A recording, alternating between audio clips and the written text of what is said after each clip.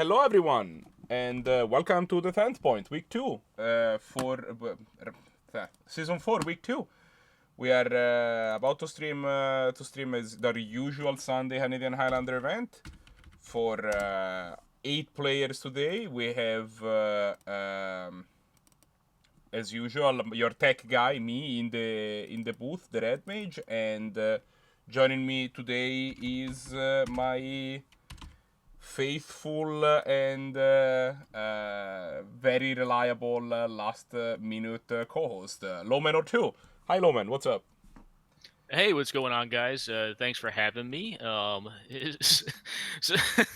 so I'm glad I can be on standby for this. I enjoy Canlander a lot. I'm glad we get to commentate on some powerful games of Magic today with the 8-man crew we've got on here duking it out. Alright, so for those that don't know what this is, basically every week we join, we create, we have a tournament. Oh shoot! Sorry, tech difficulties.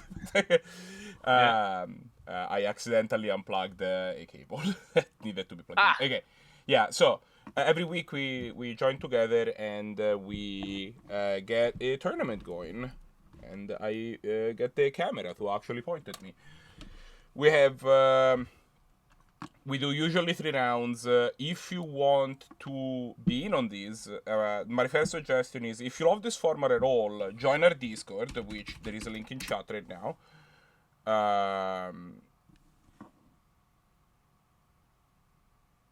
I don't know why the bot isn't posting the link, but we'll get your link soon. Thank you, Arakasi. So yeah, join the Discord. We just posted the link in chat. If you're watching this on YouTube, there will be a link in the description of the video. The Discord is an amazing place. Lots of friendly people can help you even move your first steps in the format. This is something that you're interested in doing. Secondly, just keep an eye out in tournament announcements. There usually is like the announcements goes on usually on Wednesdays, and I probably will have a poll ready by the end of this thing. But yeah, there's a poll that goes up. You fill it to sign up, and then I have all the information that I need. And then on Sunday we show up and rumble. It's pretty great. If otherwise, just be here and watch some powerful Magic with us. We love that too. This is always great fun, and I'm really stoked to get to show some amazing Magic. Our players are pretty much ready to go. I just posted round 1 in chat, and yeah, I'll wait for people to disperse from the main chat before we start talking a little about what we're looking at. So, okay. Alright. So we have,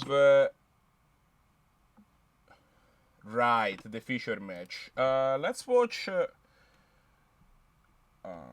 yeah, let's watch,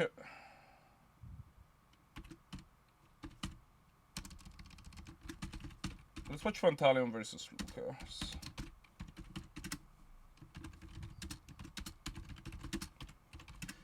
So the one hinge for today is that we won't be able to show you any of Reiyu's matches because they asked for us not to stream them. So that's not gonna happen. Okay, so we're not showing one of the matches in the tournament. No. I mean, any match that has Reiyu in it, we cannot stream. Oh, okay. Yeah, we can stream anything else. All right. Yeah, so, okay, so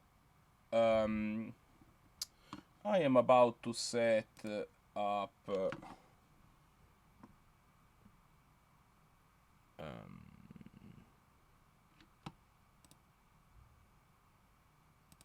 I'm being on the lookout to see if I spot the tournament. So I'm lacking some information on what folks are going to be playing today. What kind of matchups do we have today?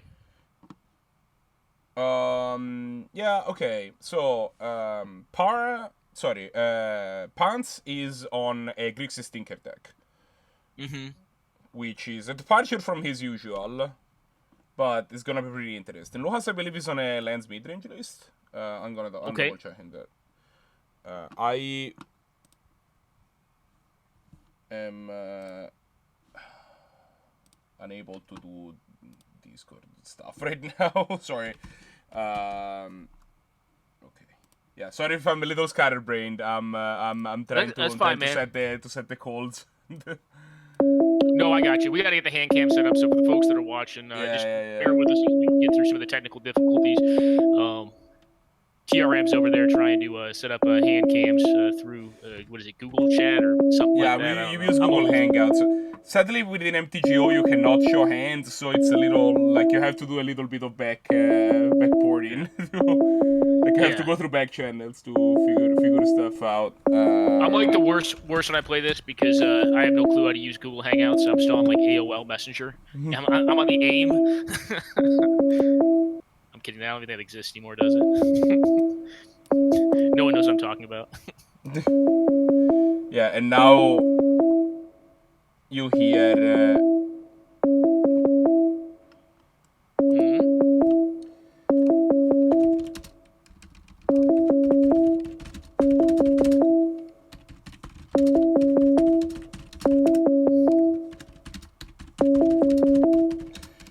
Now hear the loud sound of the hangout call, and hopefully people be up soon.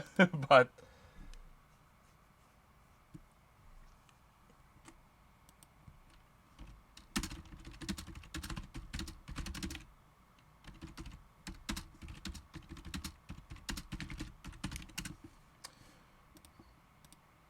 all right.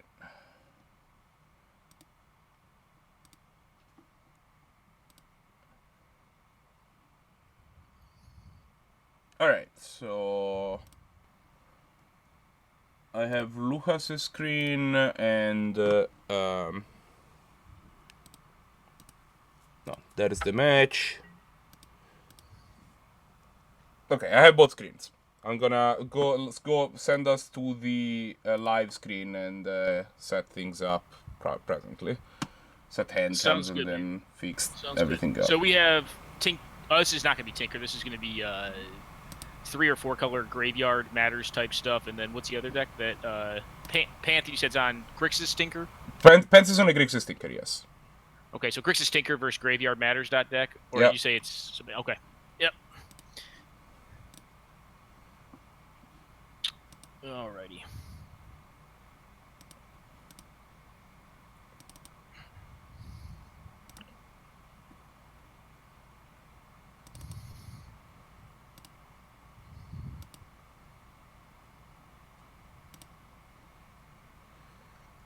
And then looks like the hand cams were up momentarily.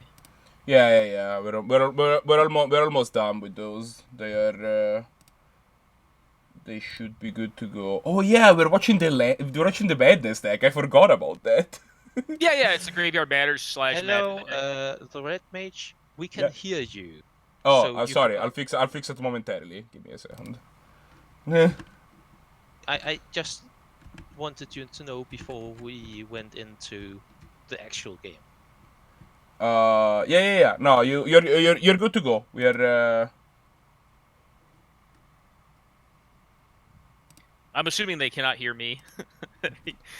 No, I was not muting the Hangouts call. Ah, gotcha.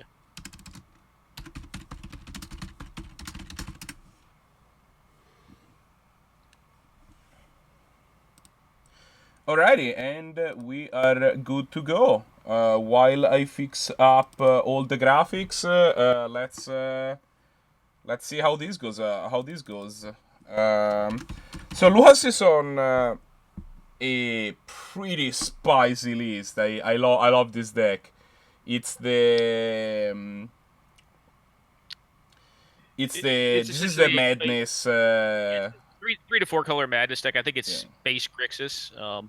The hand he's got's kind of a little bit slow, though. The first real action it has is on 3, but if it can get the deck fading down, then it's going to accrue a lot of value off the Squee Goblin Nabob, which comes back every upkeep, and then Anjay's Ravager, which is one of the power cards in the deck. Pan's hand, on the other hand, looks, well, pretty significantly powerful. It's got a turn 1 Metalworker, and it's going to turbo out a Tinker on Wheels, a.k.a. Koldotha Forgemaster, on turn 2. So the Dak Vaden's going to be really good against this deck, but it's got to get down, and it may be too slow versus the Koldotha Forgemaster. I think we're going to end up seeing what happens on that in that regard. He also has a we're gonna see a one-shot robot on the battlefield pretty soon. Is that? Yeah. So I think the problem is here. He's gonna power out this this Koldotha Forgemaster. Probably also get the Grim Monolith on board as well. He's gonna be looking for red mana because he does want to power out this Dak so he can counter steal his thing and then just have a way to filter his draw. But yeah, I think we'll either see it get held up on the next turn to find Greaves, because finding Greaves would allow him to protect the Koldotha Forgemaster from like an opposing deck or a kill spell or this could just get Tinker. Yeah, he's got Tinker in his deck, so he'll just find Tinker, and then he will find a Blightsteel Colossus on turn 3, and find Lightning Greaves with the Koldotha Forgemaster, giving it haste and protection, and then kill his opponent on turn 3. Exactly. It's pretty rugged. Well, I mean, if the plan is Blightsteel Colossus, Dark Faden in Luha's hand might have something to say about that. Yeah, but the problem is that's a turn 3 play right now. Unless he draws a Mox, he's gonna not have time for that, because I think what's gonna happen is Panth should probably go for Tinker, find the Blightsteel, and then sack out all of the remaining artifacts he has on board. Actually, he's gonna need one more artifact, right? Because he doesn't have enough artifacts to do all of that. If he draws any artifact, he's probably fine, though, right? Yeah, if he draws any artifacts, he's good. Let's see what anything that he can cast off of the Grim Monolith and the Workshop. Tinker. He actually can't because he has Tinker. Yeah. So this is actually interesting how this plays out. I mean, I'm assuming that he just stacks the 3 artifacts to go for Koldotha Forgemaster, right? I guess Tinker doesn't wreck his mana base as much. Yeah, the problem is, if he does this, he definitely loses pretty hard to a Dak Faden here. Well, he has his own Dak Faden to steal the... an alternate play that he could... Yeah, an alternate play he doesn't have red mana currently, so it's not castable, but... If he leaves up the Koldotha Forgemaster, he can pretty much protect his play however this works out. I mean, I could see finding, like, not Blightsteel here so that you have options to get the Blightsteel in response to the kill spell. But I mean, it's really hard to kill Blightsteel. Finding the boots now, and then using the Koldotha Forgemaster to find the Colossus on next turn, as soon as you draw an artifact. Yeah, or in response to Dak. I mean, it leaves more protection up. I mean, it's... Gosmith, no, he is not protected from Dak, but he doesn't know that Dak is in Lucas's hand. Correct. So, yeah. This is not gonna be great, because like his own Dak could steal the Colossus back. Yeah, but the thing is, he can just find doesn't have red mana. Yeah, so but what he's probably gonna do now is use the Forgemaster to sacrifice his 3 artifacts. Exactly. Yeah, he ends up finding like a mirror battle sphere, and then just probably wins the game with that. Yeah. Instead, it probably ends up being good enough, but. Yeah. Or a Wormcoil Engine. There's some stuff that can happen here. I would get probably the Mirror Battlesphere because I want to kill the Dak here. I would want to lead Dak. That's a spicy new addition to the set. Wishclaw Talisman. Yep. Yeah, that's a good card. I think you just find Mirror Battlesphere, kill off the Dak here so he can't loot. Oh, no, you find Blightsteel Colossus again. You could, but yeah, I guess it has trample. Yeah, you just win, right? Yeah, that works. That's right. It goes back to the deck. We're good at commentating. Yeah, it goes back in deck, so we just get it back, and then that's game over. Yep. All right, so on to game number 2.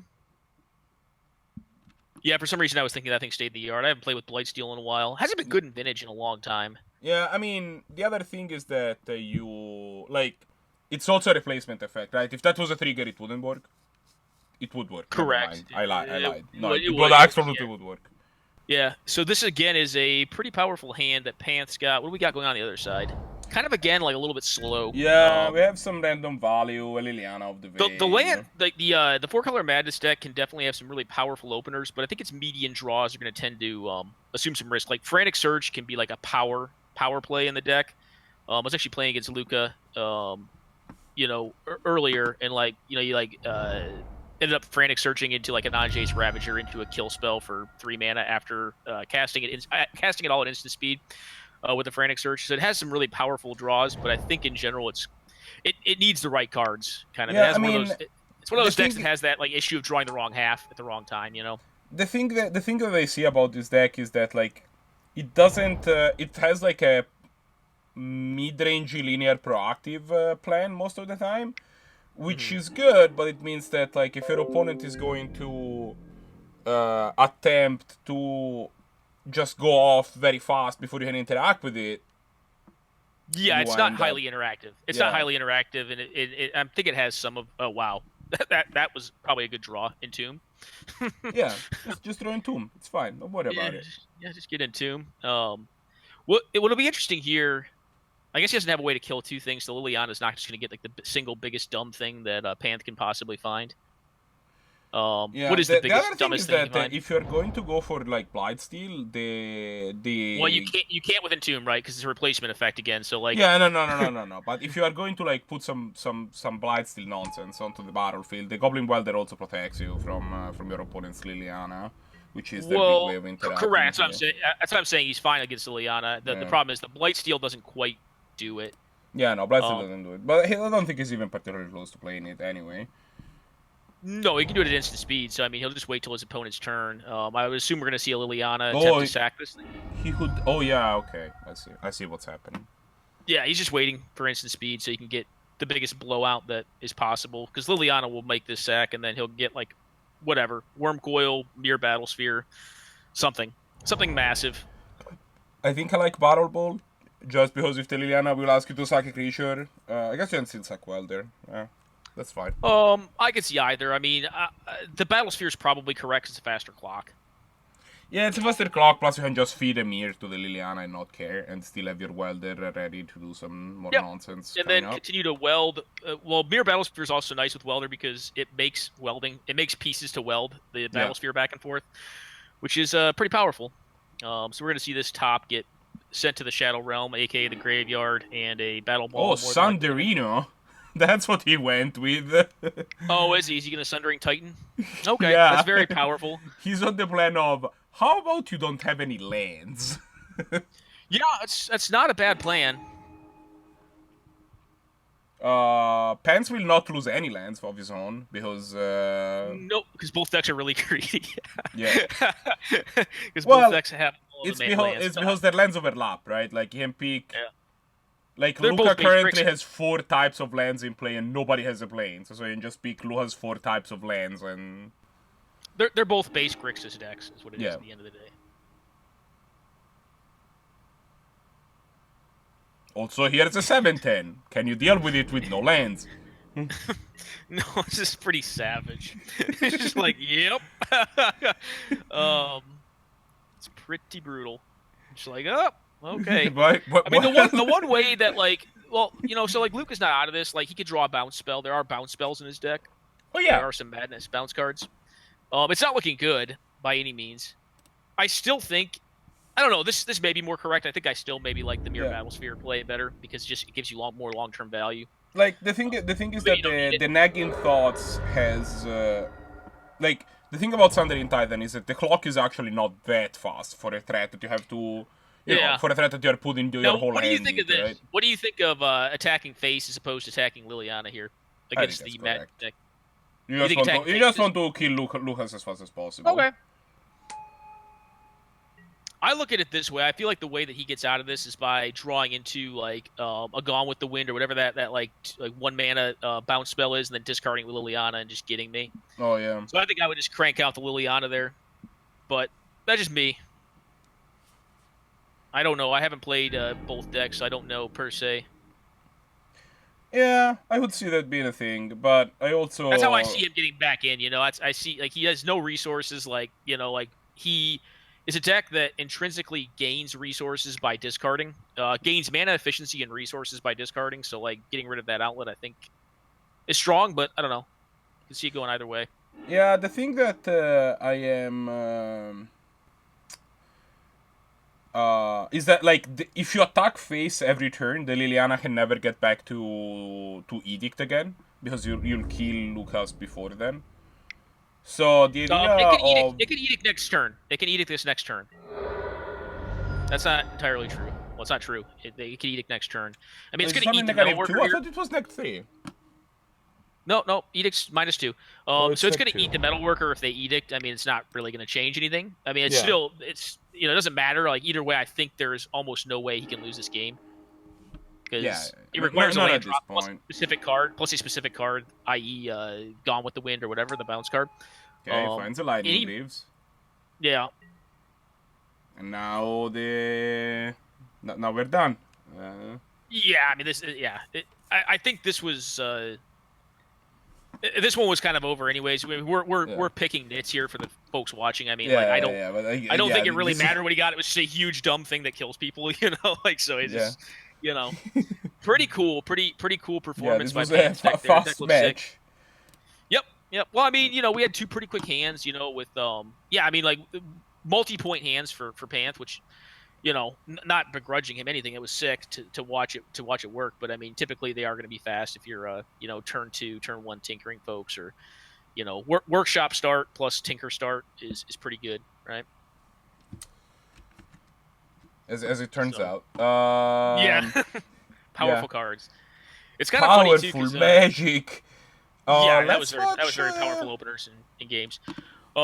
It's actually kind of funny. I think right now there's deliberation about lowering Tinker as far as points go, which is kind of interesting. I don't think it's per se wrong either. I think Tinker's a little bit high on points. Tinker is 4, right? Yeah, for what it does, I think it's a bit much. I think it go down to 3. Yeah, no, I believe that. Yeah. Is Natural Order also 4? It is. Natural Order, I think, is a more powerful card. Yeah, no, I agree. That's I think with Natural Order 4 it makes sense. In this format, I think in Vintage you'd be crazy to say that, but I mean, generally speaking, I mean, we get Bolus of Citadel and cast 90% of your deck, like it's probably good. I mean, you can't do that as easily in Canadian Highlander. So we have a bit of a problem here. What's up? The only I only see 2 matches still going. I don't know if Para versus RarerMonsters is done, or they just didn't make the game into the room. Mm-hmm. But Arakasi and both eyes set the game to not to allow watchers, and the other game to have is Reiyu, which we can't watch. I mean, we could clarify it next time we go into the next round. You have a deck on MTGO? I do not, actually. I'll say I'll play you right now if you want to just entertain me. I'll just jam. Just jamming, yeah. Yeah, I'll just jam if we can't watch any games. Yeah. Yeah, no, that's unfortunate. Let me. Yeah, Para's also done.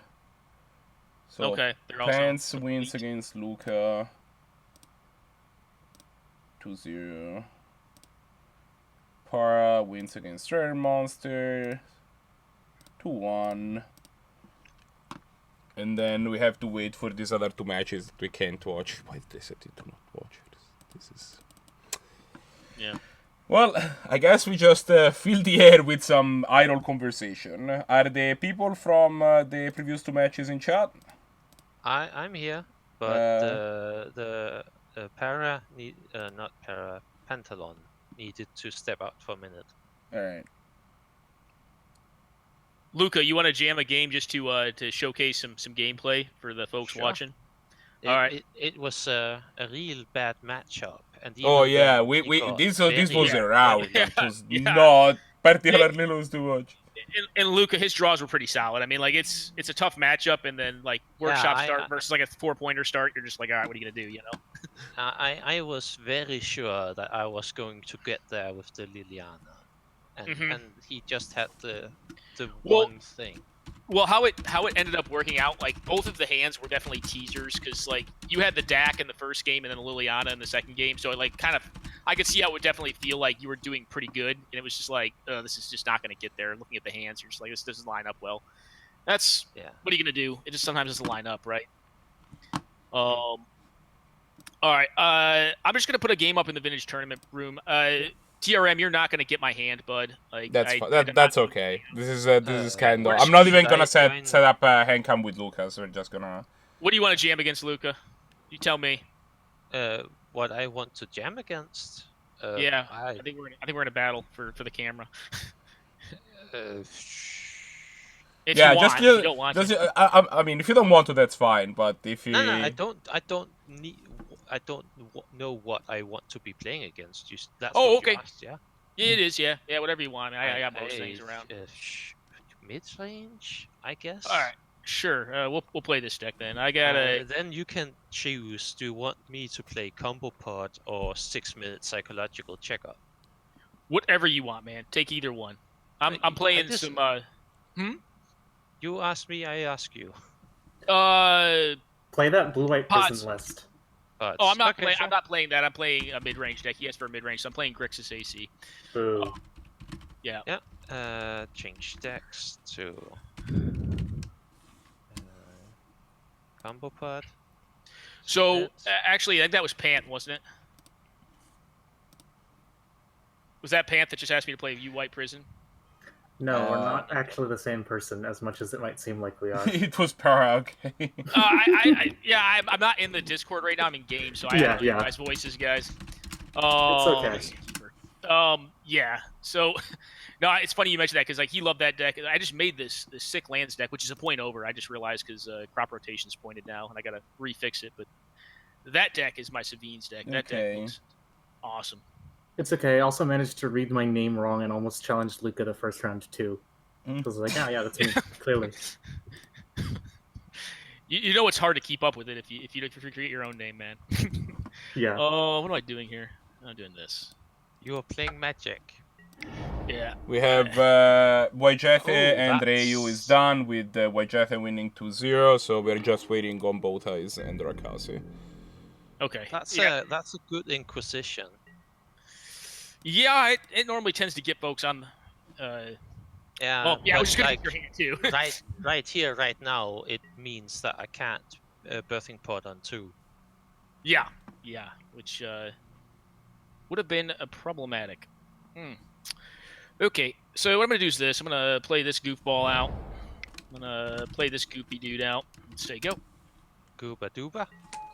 Yep, the old DHA Dreadhorde Arcanist. Making a splash in Vintage Legacy. I wouldn't call it old, but no, it's yeah, pretty it's. new, I find it really interesting that this card is actually making some waves in Legacy. That's pretty nice. I'm not sold on its Vintage application. I will say that much because 2 mana is kind of a lot for what it does as a threat in Vintage. But in Legacy, I've been kind of impressed by the in the decks that play it. I think it's good. Yeah. Red Mage, you're on a face cam, not max cam right now for the stream. I'm on a what? It's your face, not the. I'm an idiot. Game. Alrighty, thoughts, C's? Yep. Sorry, man. What? Yeah. Yeah. Should have brought Madness, apparently.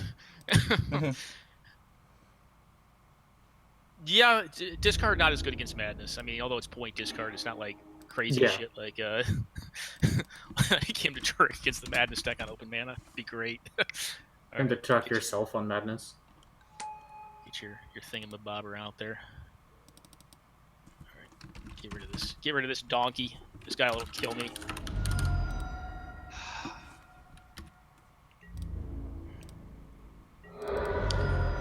Alright, yep, so sorry man. Dreadhorde Arcanist, hell of a card. And that Ponder was sick. Yeah. About my other hand attack. My relevant hand attack. Where's your hand? Alright. The only thing worse than getting ranched is having your ranching narrated to you. I actually like talking to people when I'm playing, because like a lot of people think that I'm like just love to fuck with people, and I actually don't. Like I do a little bit, but like it's nice-hearted. It's just really nice-hearted. It's really nice-hearted, like ribbing. Yeah. It's not like you fucking suck, you know, like shittiness, you know. It's just like I just love like fucking around. Like it's just funny to me. Like, I think a lot of people think I'm just like salty or fuck, and I'm like, nah, not really. Yeah, I just love playing the politics victim in one-on-one because it's funny. I think. right? Like, Yeah. why are you attacking me? What did I do to you? Why would you attack with your Dreadhorde Arcanist to get value? Right? What is- Has 12, what is I have this? 12 mana on turn 2. I'm just ramping. What is this bullshit? I'm not even attacking you. Oh, here's a great Nambo. This My is deck. harassment. Look, I'm gonna complain about my own deck now. I have this Nambo right here. I can't even activate because my Dreadhorde Arcanist is giving me too much value. Oh, You are the worst. I know. I know. Can you say it like that again, though? He tries. The worst. The best. Yeah, I can't do it. I mean, my Midwestern U.S. accent. Loman's gonna go through the stream and clip that and use it as his ringtone. Oh yeah. No, I lived in Germany. Oh, is this good? Oh, okay. I probably should have attacked and tried to. Well, I'm glad we were able to show face a good game for the fans. This is great. I don't even have to say anything. Oh, well, it's an island. All right, good try. Yeah, we don't need hand cam. We're seeing Luca's entire hand right here. Yeah. Oh. Well, him to Turix led to a lot of fun and interactive games in the course of Magic's history. Why now? You draw like Kiki Jiki. Oh, okay. What do you have in play? Yeah, it's fine. Yeah, that's okay. You can have that one. Yeah, I mean, it kind of dies anyways to the DHA next turn, right? Get slashed. Well, let's. If I didn't have enough value, let's get more cards. Oh yeah, just in Before you flip case. your we Emerald did Gold. a little bit more Yeah, dark it's- comp. This deck does not really play a lot of big cards. It's kind of a low end deck. Wait, I think they have some dredge or some delve cards. Yeah. Immediately flip Tasigur off the top and be like, why though? Okay. Runner, dig through time, treasure cruise. I could. I don't think TC may be in this deck. I haven't played this deck in forever. Like it's not tuned up. Yeah. It probably should have Mystic Sanctuary in it. It's an older list. so to commentate on something that is relevant to the game, but is not about me losing. Which duels do you best like? The originals that you have, or the Modern Masters ones? Oh, the dual lands? Like which art? Yeah. Oh, easily the originals, man. I mean, I've been playing for many years though, so the originals kind of just. I like the pattern effects of the originals, but I really dig the actual artwork of the Modern Masters ones. Personally, The Vintage Masterlands, the artwork is sick, but Yeah. I do like the old frame and the pattern in on the paper, land way too much. the Aber duels are like unreadable. Like yeah.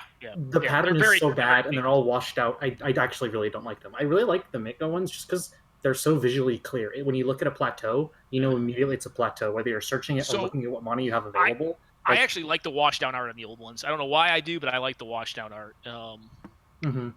I mean, I like what the beta one looks like. The revised and unlimited ones tend to be a little bit more faded, which I don't enjoy as much, but they also tend to be like ones you can own, as opposed to, you know. God. I'm actually considering, I'm pretty close to having enough store credit with Card Kingdom to get an Underground Sea, so I'm considering if I want to add that to my collection of duals, get my Highlander playset, so that's exciting. Yeah, this is why Loman's always in booth duty. It's so people keep coming back instead of having their hands torn apart by discard match to match. What is this garbage? Do you have cards in your hand that don't provide overwhelming value? Like, what is going on? You're trying to cast spells? What's wrong with you? If we let Loman have his way, it would just be Gosmit versus Loman for like 5 rounds. Well, if Gosmit's in a tournament, like I'm just gonna jam Death and Taxes. All right, Arakasi won over Bowties 2-0. So we are almost good to go. I'm gonna pair. You guys keep playing and talking about stuff. I'm gonna pair round 2. All right. Well, if we're going to round 2, how about I concede this game and we just jump into the next game? I can keep playing for another minute or so because I need to like pair the round and decide the feature and stuff. And I'm out. but yeah, be ready to end this. But I'm sorry, man. Like, I should have picked something different. That's kind of mid-range. I think is that mid-range? That's mid-range to me. I don't know if it is or not. Yeah, it is. I asked for this. Like just grindy ass bullshit. Oh, I should have played that lands deck, but that would not have finished fast. I want to get a deck that was like kind of like fair but like quick. I don't know. Just in case we had a drop, so we could at least get a game to fruition. Yep. Anyway, that was Grixis aggro control versus At slash its mid-range. finest. Yeah, I actually really like that deck. I have a newer version of it that I built as a Grixis deck with like the lands package. And I've really enjoyed playing that deck. But I mean, it's just a different take on the check pile. It's more aggro control than mid range, and it's just it can end games, which I don't know. Maybe you don't need to do that anymore because like Storm's garbage now. It's not garbage; it's just a lot slower. All right, match 2 is up. Chat room. All right, wait a minute. So yeah, we have our feature match will be Para versus Wyjete. Para. Oh, I should probably not randomly talk about stuff while we have people in the chat room still, but we are. Alrighty.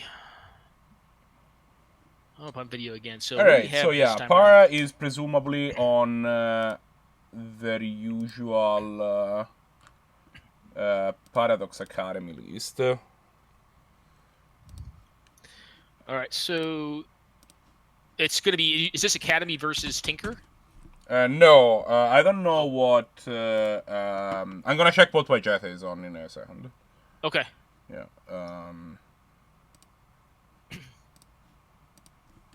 Academy, for those viewing and have not seen it before, one of the more powerful decks in the format. Very powerful deck. Basically like mono blue ramp, what I would call it.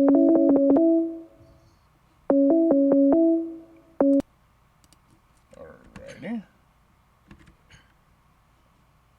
Okay, I have hand cam from one of them. Wyjete hasn't started sharing their screen yet, but... There you go. Oh, okay, I see the cam.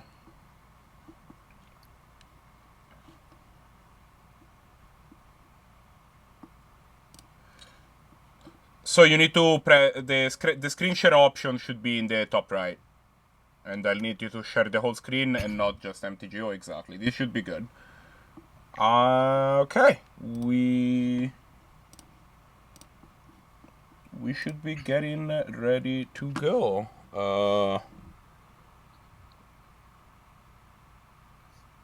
By which I mean... Oh, yeah, okay.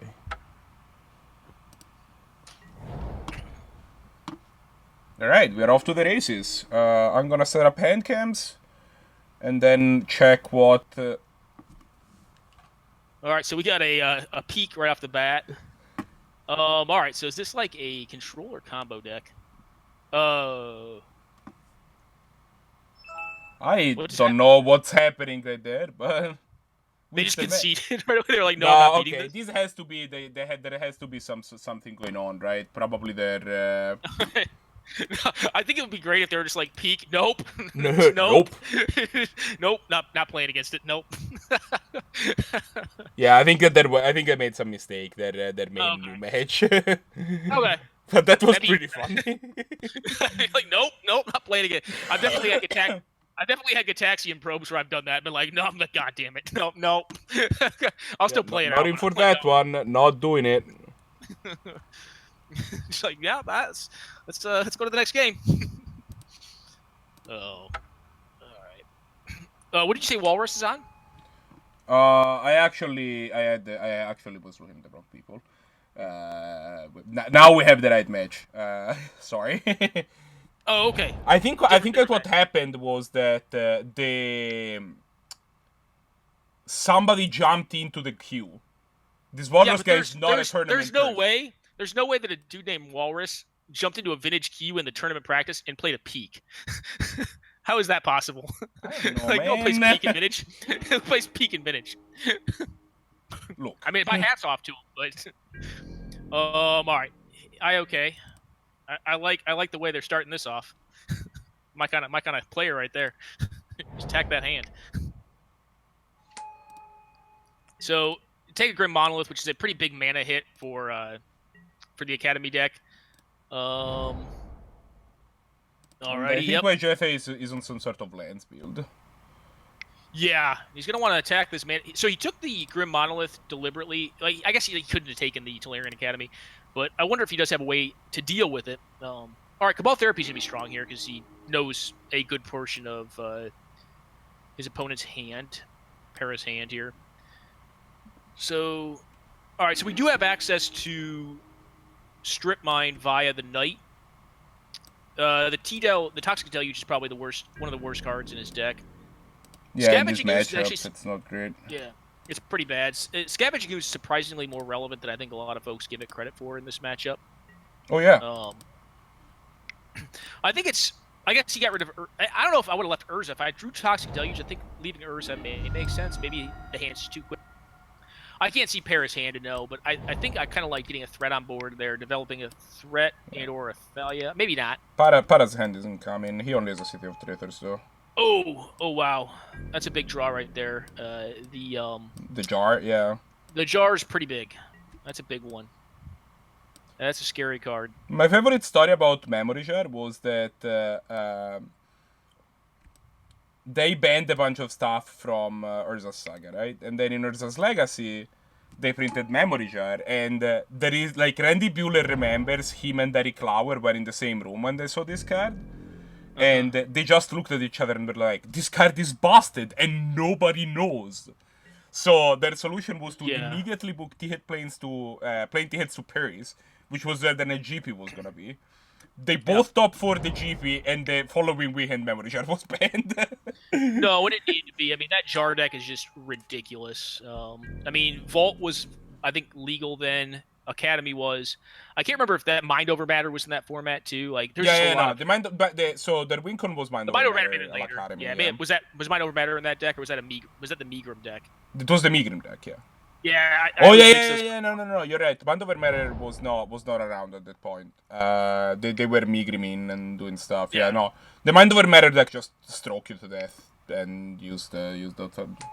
But it also used Academy and, like, you know, had Diamond, Mox Diamond, access to Mox Diamond. Vault was, for some reason, in Standard then. Yeah. Vault. Yeah, and Voltaic Key had just been printed, so they would do Voltaic Key Mana Vault shenanigans. And then their goal would be to just set up basically Stroke of Genius themselves, draw their whole deck, and then draw their other Stroke of Genius and Stroke of Genius the opponent to death, because at that point they had Mind Over Matter plus, you know, a billion Academy on tops. So we got a Tribute Mage here. What do you think Tribute Mage finds here before? I don't know if I would tap Academy first. I think I'd Tribute Mage. Oh, they're going to do this. They're going to save the Tribute Mage, see what they can find. Well, that's a very powerful set of cards. Yeah. Can it get there, though? So the Reshape is the card that is probably most relevant. They also have a Crop Rotation to double up on mana off the Tolarian Academy if they so desire. Or they could use the Crop Rot as a way to find any artifact in their deck, right? Yeah. By finding the Inventor Sphere, yeah. Yeah. So lose the land here. Play out the Workshop. I assume probably just play out this Signet to rebate or to get more mana off of Tolarian Academy. I think it's actually mana neutral. No, it's mana up 1.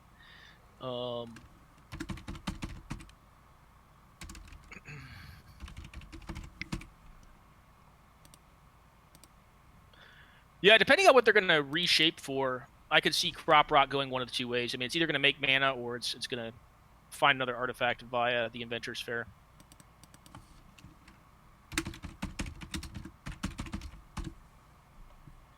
So they're probably not dead on the following turn, but they're going to lose. Almost 100% they're going to lose their Academy on the next turn.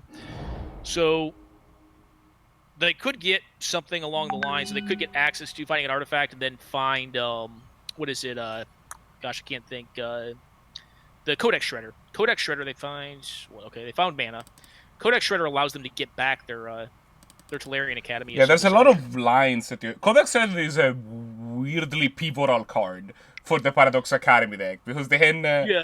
Well, like, it really depends on how he plays this out. Because, you know, he could get, like, the Reshape could get Rings of Brighthearth, and he could get Codex Shredder use Codex Shredder to double up and get back Tolarian Academy plus crop rotation into Inventor's Fair, and then double activate it off Rings of Brighthearth, which I think he's going to get right now. I think we're going to see this defense grid go to the wayside. I think he's going to find Rings of Brighthearth. He may find something like bigger that just wins. But I think I like setting up to win on the following turn, expecting that my opponent's going to take the time to strip mine me. We'll see what he does, though. I don't know. It go a lot of ways. All right, so he gets Mystic Forge. Okay. That's a card engine. I guess if you go with the line I'm talking about, if they just blow up your, if they blow up your goofy, your rings, then you just probably got nothing going on outside of having the Trophy Mage. Or, not Trophy, whatever that one is, the Middling Mage, the 2 CMC Mage. Yeah, okay. Yes. Tribute Mage. The Yeah, one 2 that CMC finds, is Tribute. Time Vault. We have, oh yeah. I've been jamming a lot of Time Vault recently. The Tribute Mage is quite good.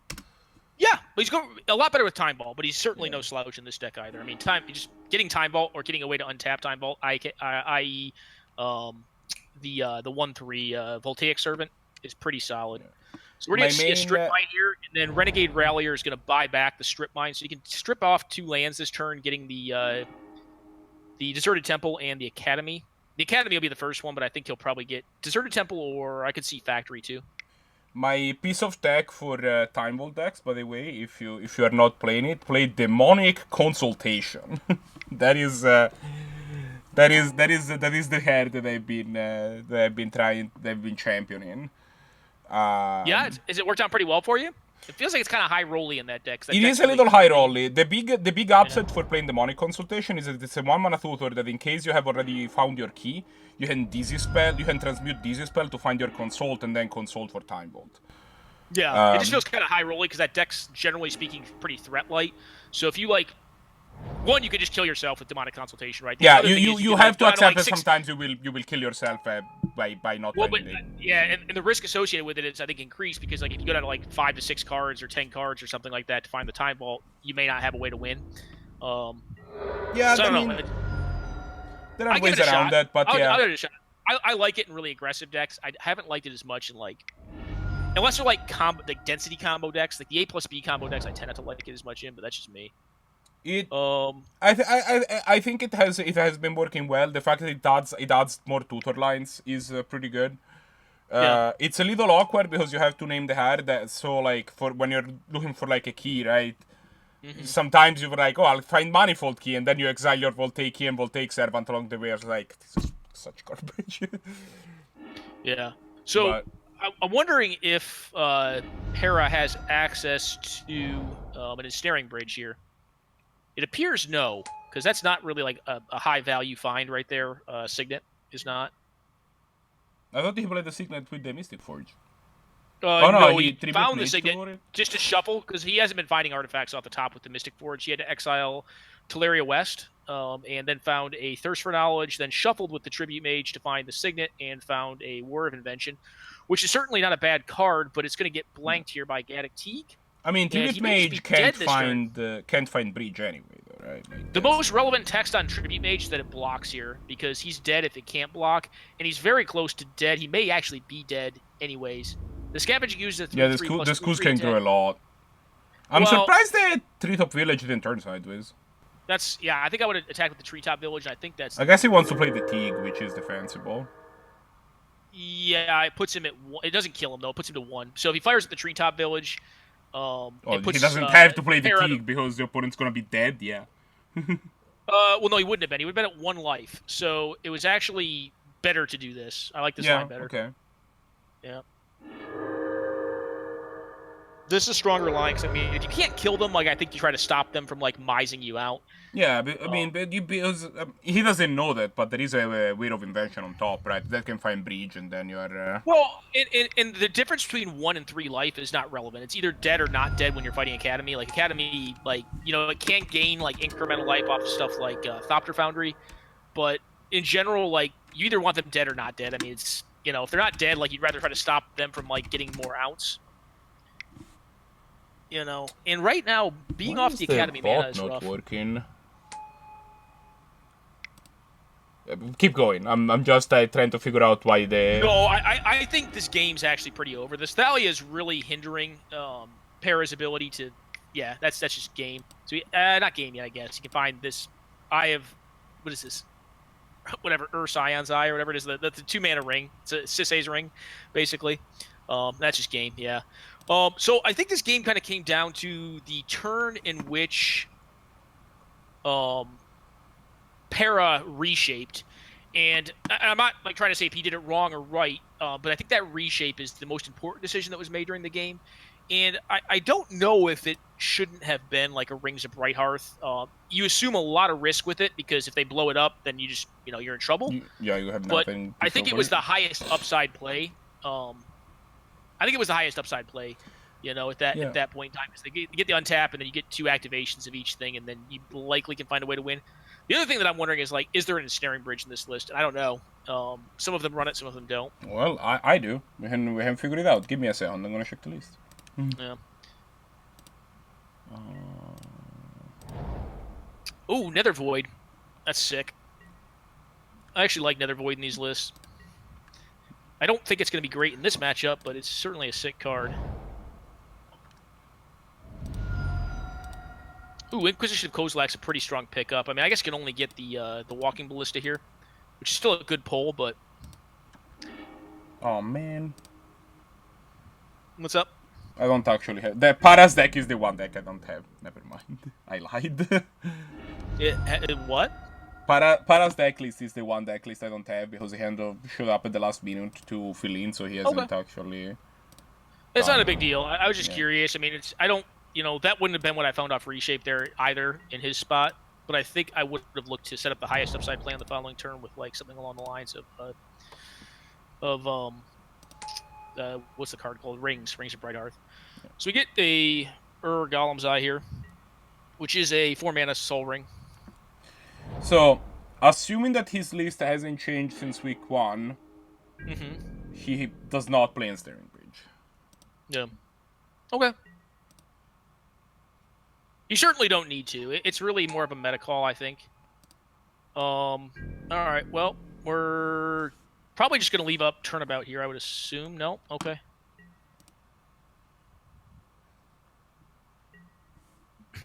The cool thing for Para here, Para's hand's not really doing much, but his opponent's hand's really not pressuring either. Yeah, but his opponent's hand's really not pressuring him very heavily either. He could Collective Brutality to eat the Turnabout, which is not really great. Probably just play on a Scavenging Ooze and put a clock on him, but it's a 2/2, It's not really that significant. Yeah, this hand really needed a mana dork. If this hand can go turn 2 Scavenging Ooze into turn 3 Rhino, that's a whole different ballpark. Now, that's a whole different ball game. I think he's going to just play a Plague Engineer out, but if he does Collective Brutality, that's pretty savage, because that Paradoxical Outcome, I think, was a significant draw. Yeah, agreed. It's going to allow him to get into some cards. It looks like he is going to go for the Collective Brutality. He was over it. Yeah, I would think in general, if you opt to play the Scavenging Ooze out, then you're opting to continue to pressure your opponent, and you don't Collective Brutality here, but... I could be wrong there. I mean, everyone plays a little differently. Yeah, I would see wanting to hold on to the Plague Engineer as a reactive play. Collective Brutality kind of is proactive interaction, if that makes sense. It's only going to name one thing. It'll only name one thing, which is Thopter. That's the only thing it'll name in this matchup that's relevant. Yeah, that's fair. So you could just name it now, and it's still a clock, and it's going to name the same thing every time.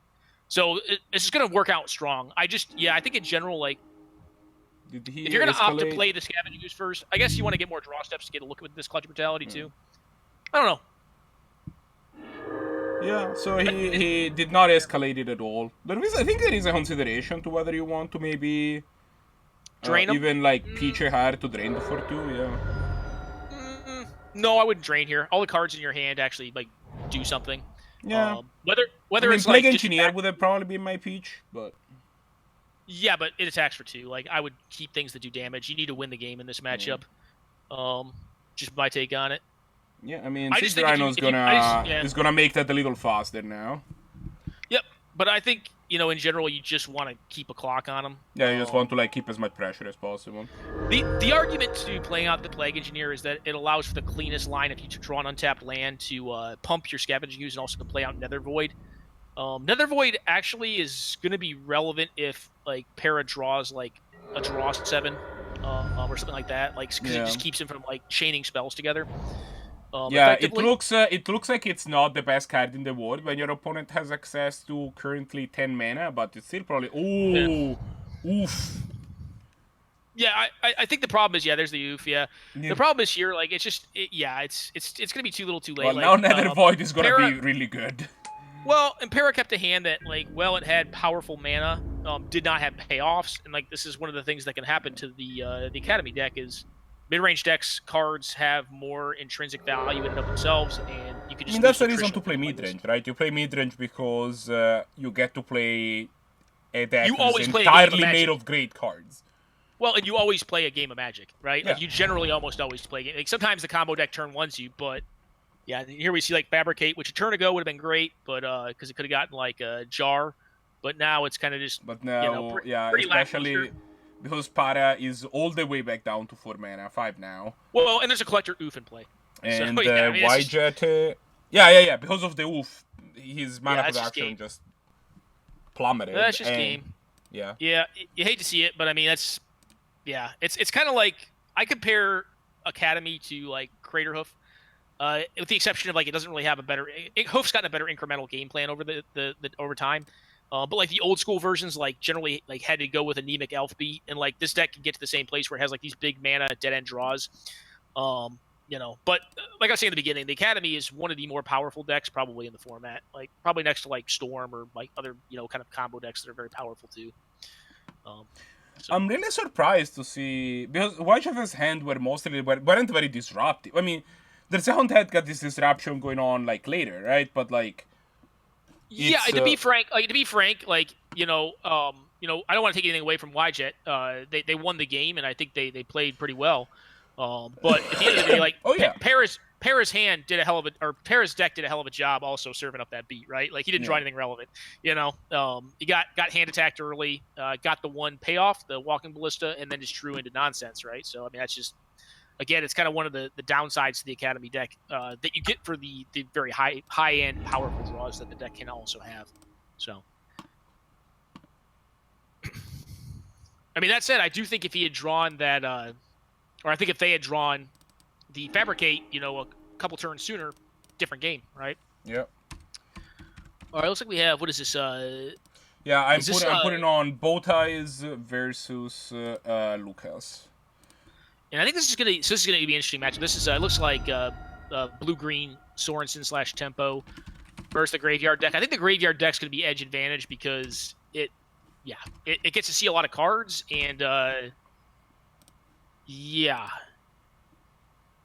Although right now we do have a 6/6 protection from everything Hydra in play.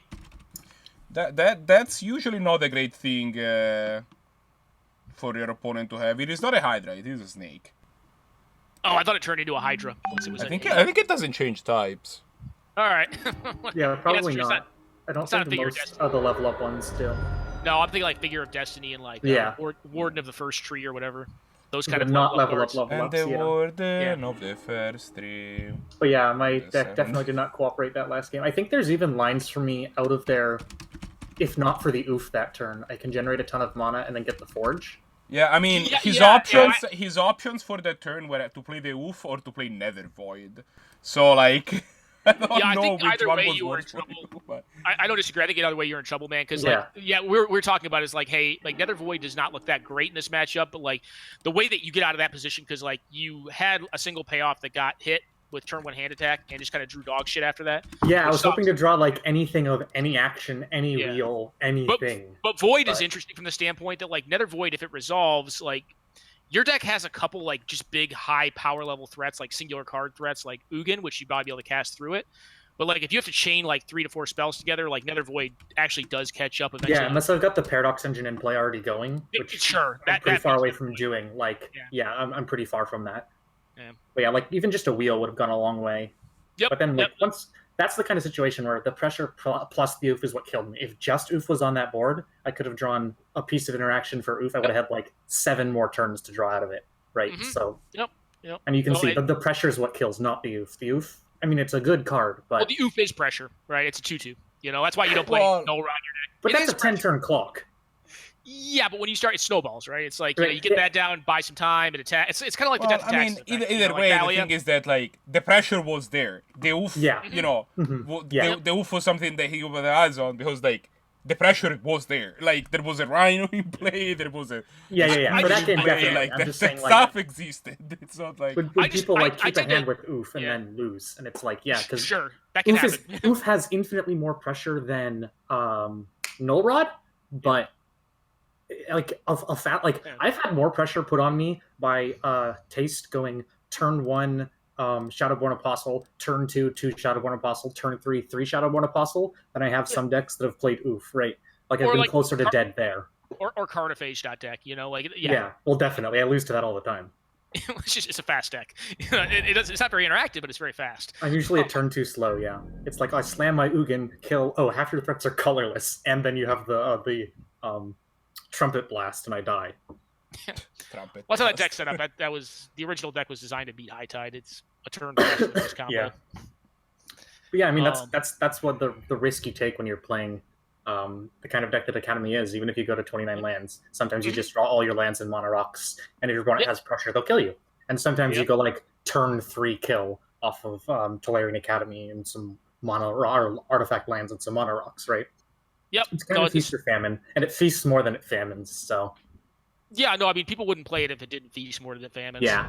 You know, it's a very powerful deck. You can never take that away from it. The issue I've always had with that deck is, like, sometimes, like, there's a lot more feel-bads for me in that deck than I care to play.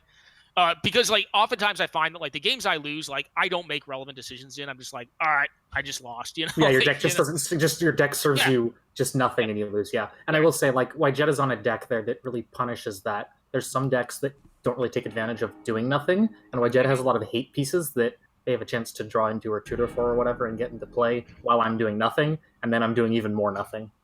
So you're saying I should play Energy Flux in my Sorenson deck? Which one's that? I don't even know. If I have to look up a card, the answer's probably no. Energy Flux is a doozy. It gives all artifacts an upkeep of 2 colorless, basically. Yeah, it's Tabernacle Pendrel Veil for artifacts plus but 1 it's mana. 2 mana. There's 2 cards. There's Energy Flux and Aura Flux, which is the same for enchantments. Yeah, if Energy Flux was 1, it would be terrible, but... Pauper All-Star Aura Flux. I'm saying, like, it's... I mean, go ahead and play it, and then lose to everything that isn't Academy, and then probably still lose to Academy.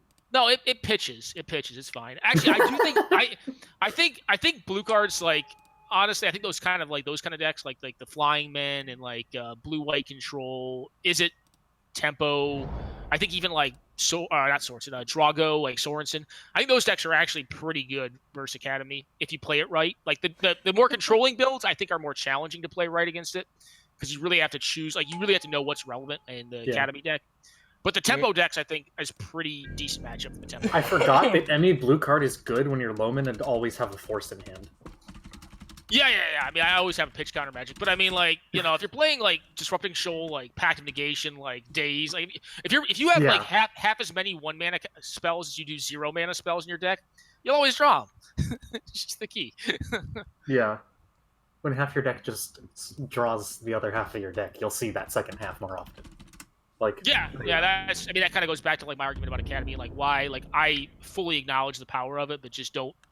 Mm-hmm. For me personally, don't appreciate playing it because like the style of deck we're talking about now is just it's Xerox, right? Like I get to make more choices to like choose my own destiny, and sometimes I'll lose on it. You know, it's gonna have less powerful cards, but I'll get to find what I need, or I think what I need, and, you know, based on my decisions, I'll either win or lose, or sometimes I'll just, you know, win randomly, or sometimes I'll lose randomly, but the chances of those two situations kind of get decreased by it. Charter Course, it's a hell of a card. Werebear? All right, so bow ties, I'm sorry. I'm going to call you out. That's the wrong werebear, homie. Yeah, no, that isn't an acceptable werebear. He doesn't even have the right to bear arms. No, he doesn't. I think the flavor text still on that card, actually. No, I don't think it is, actually. I think they got new flavor text for it. Can you check? Yeah, no, it's a travesty. I agree with you. No, I'm joking. You play whatever art you want to. Magic Online is expensive. Magic's expensive. If you have access to that card over the other one, definitely play it. I'm just joking. I like that card a lot. And I to understand. Now, to be fair, I imagine both arts are probably like 0.01 ticks, but like it's also a pain. I to don't go, think like, it's a money find issue. it. Like this is Yeah. just laziness.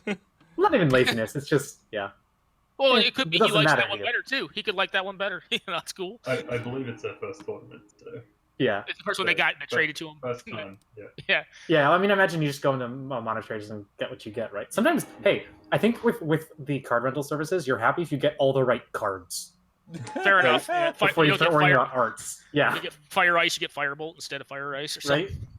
something. This is a Grave Scrabbler. This is pretty sweet. So this is a 2-mana. God, I can't think of it right now. Gravedigger. Yeah. Yeah. But For it's no only great value. things if you madness it. For no Well, you value this time, but he's still going to get to Smuggler's Copter. So. I mean, that's a form of value.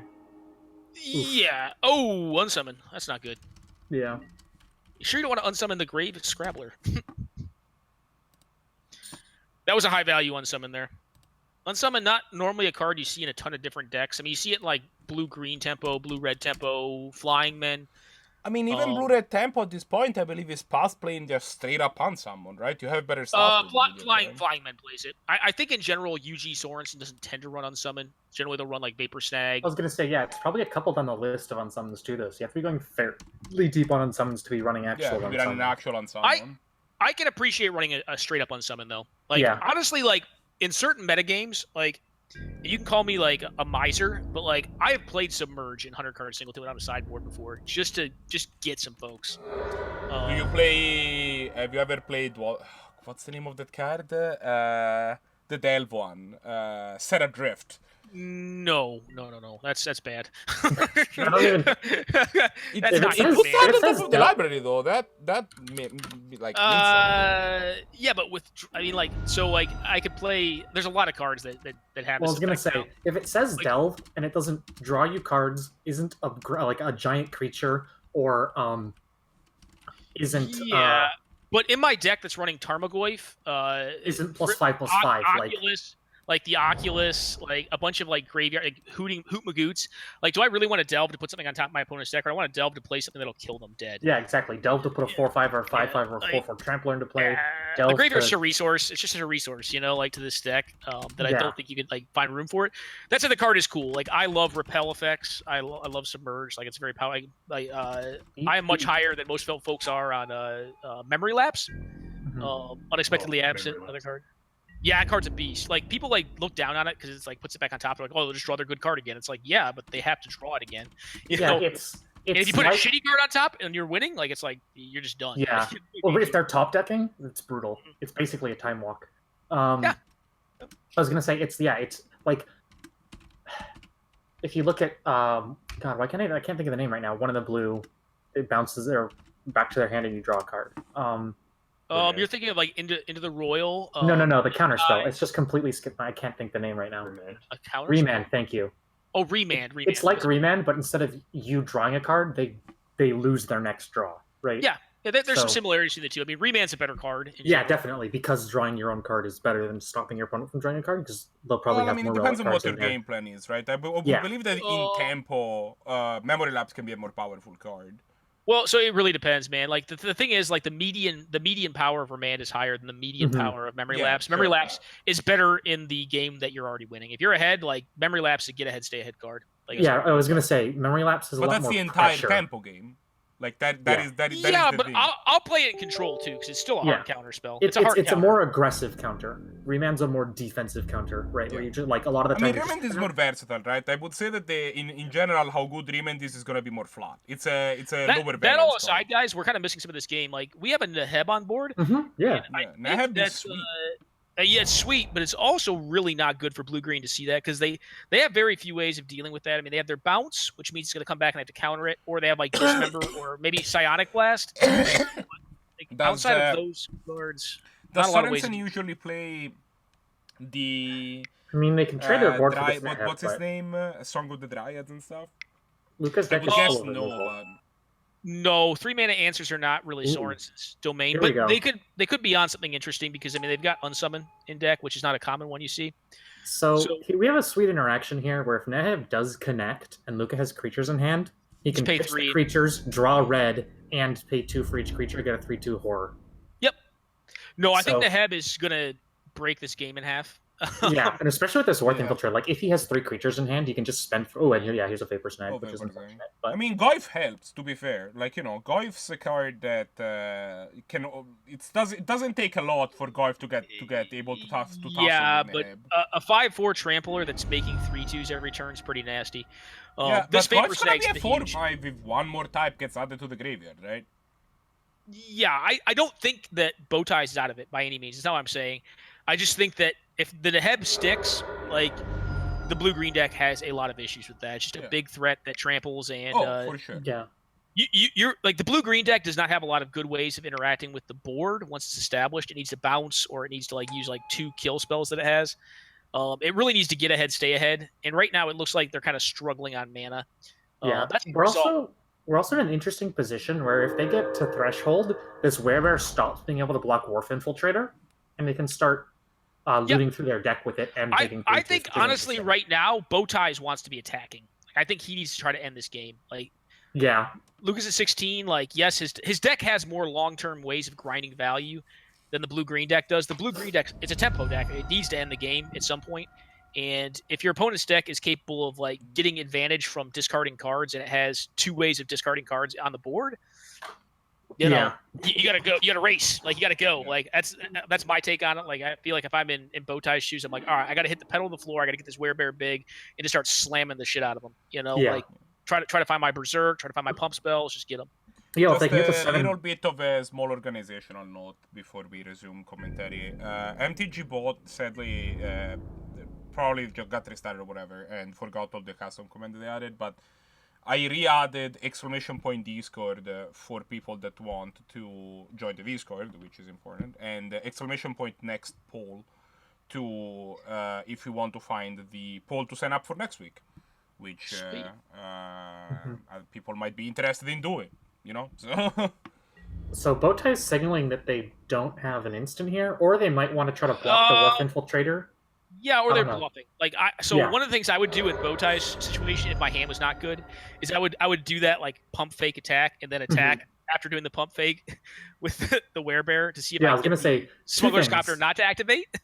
2 things. If they have the instant, 1, they can threaten 2-turn clock or trade for the Smuggler's Copter, or 2, they can. Because the interesting thing with the Werebear is you can block the Wharf Infiltrator and then put the turn it into 7th 4/4. card. Yeah, Yeah. and then No, I get that. I think if you can do it, you just slam them. I think Yeah, you want definitely. them 8 over 12. Like 8 is absolutely, especially when you have 8 power, right?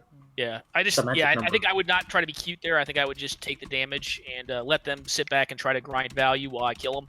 Yeah. Like Become Immense just wins from that spot, or Berserk. All right, so we're firing up the Well, Smuggler's Become Copter. Immense doesn't, I don't think, win from there. Just because if both you your have the creatures 4 damage, so you're right. You would shrink the Werebear down, but if you and the do have- Goyf. Well, I guess no. You're right. You have 3 on Luca's side. yeah, So if you can leave like an instant in there, you're still at the full which power. you'd be able to. Yeah.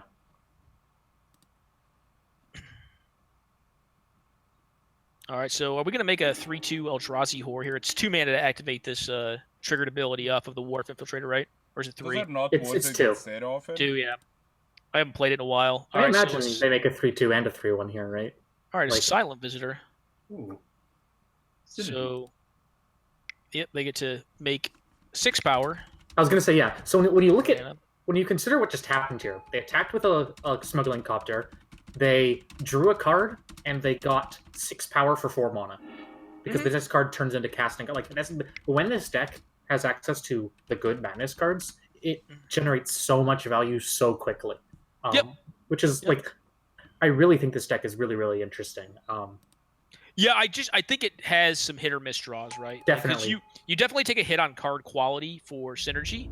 Yeah. And it's one of those things. It's like a trade off, right? Like like Sandra Bullock, aka Pattern Rector, is a very powerful deck, but it plays some lower end cards, some high power, low end, like low median draw cards. That may not be as impactful as like your Siege Rhinoceroses, although it does play that card as well. Yeah, I that's think a good card. I think What's that? I hear that's a good card. Yeah, it is. Tends to be.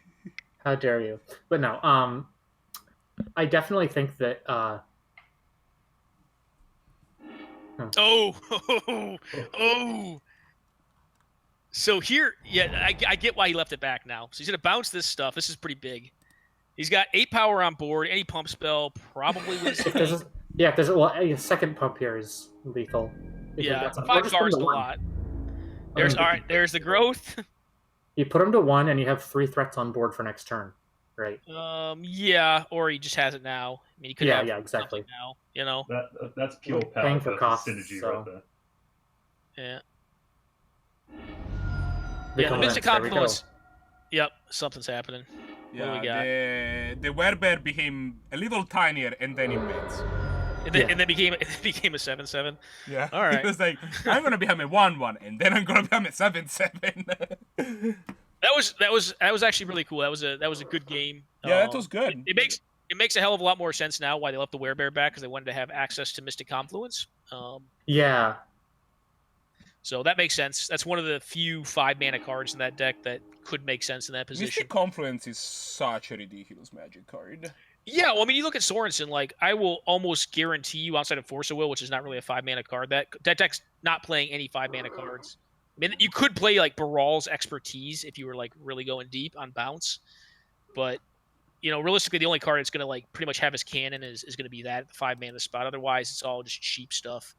Yeah, what I was going to say for this Madness deck, I definitely think there's space for some iteration and looking at, like you said, you've got Sandra Bullock is playing things like Siege Rhino, right? Because it's just a really good card, a really efficient card. And I think that's kind of what this deck should be looking for at this point, is cutting some of the worse Madness cards and filling it in with some of the really value cards that will help sew it together. And, like you're saying, like more like Abrupt Decays, more Assassin's Trophies, stuff like that. Like your general good stuff. Mm-hmm. Just good stuff, yeah. Yeah. And good threats. But like it's done very well, just as like these first couple revisions that we've seen Luca bringing to these tournaments over the past couple weeks. I think the more fair a metagame, Mm-hmm. I think in general, the better decks like 4-Color Madness will be. Absolutely. That was only game 2.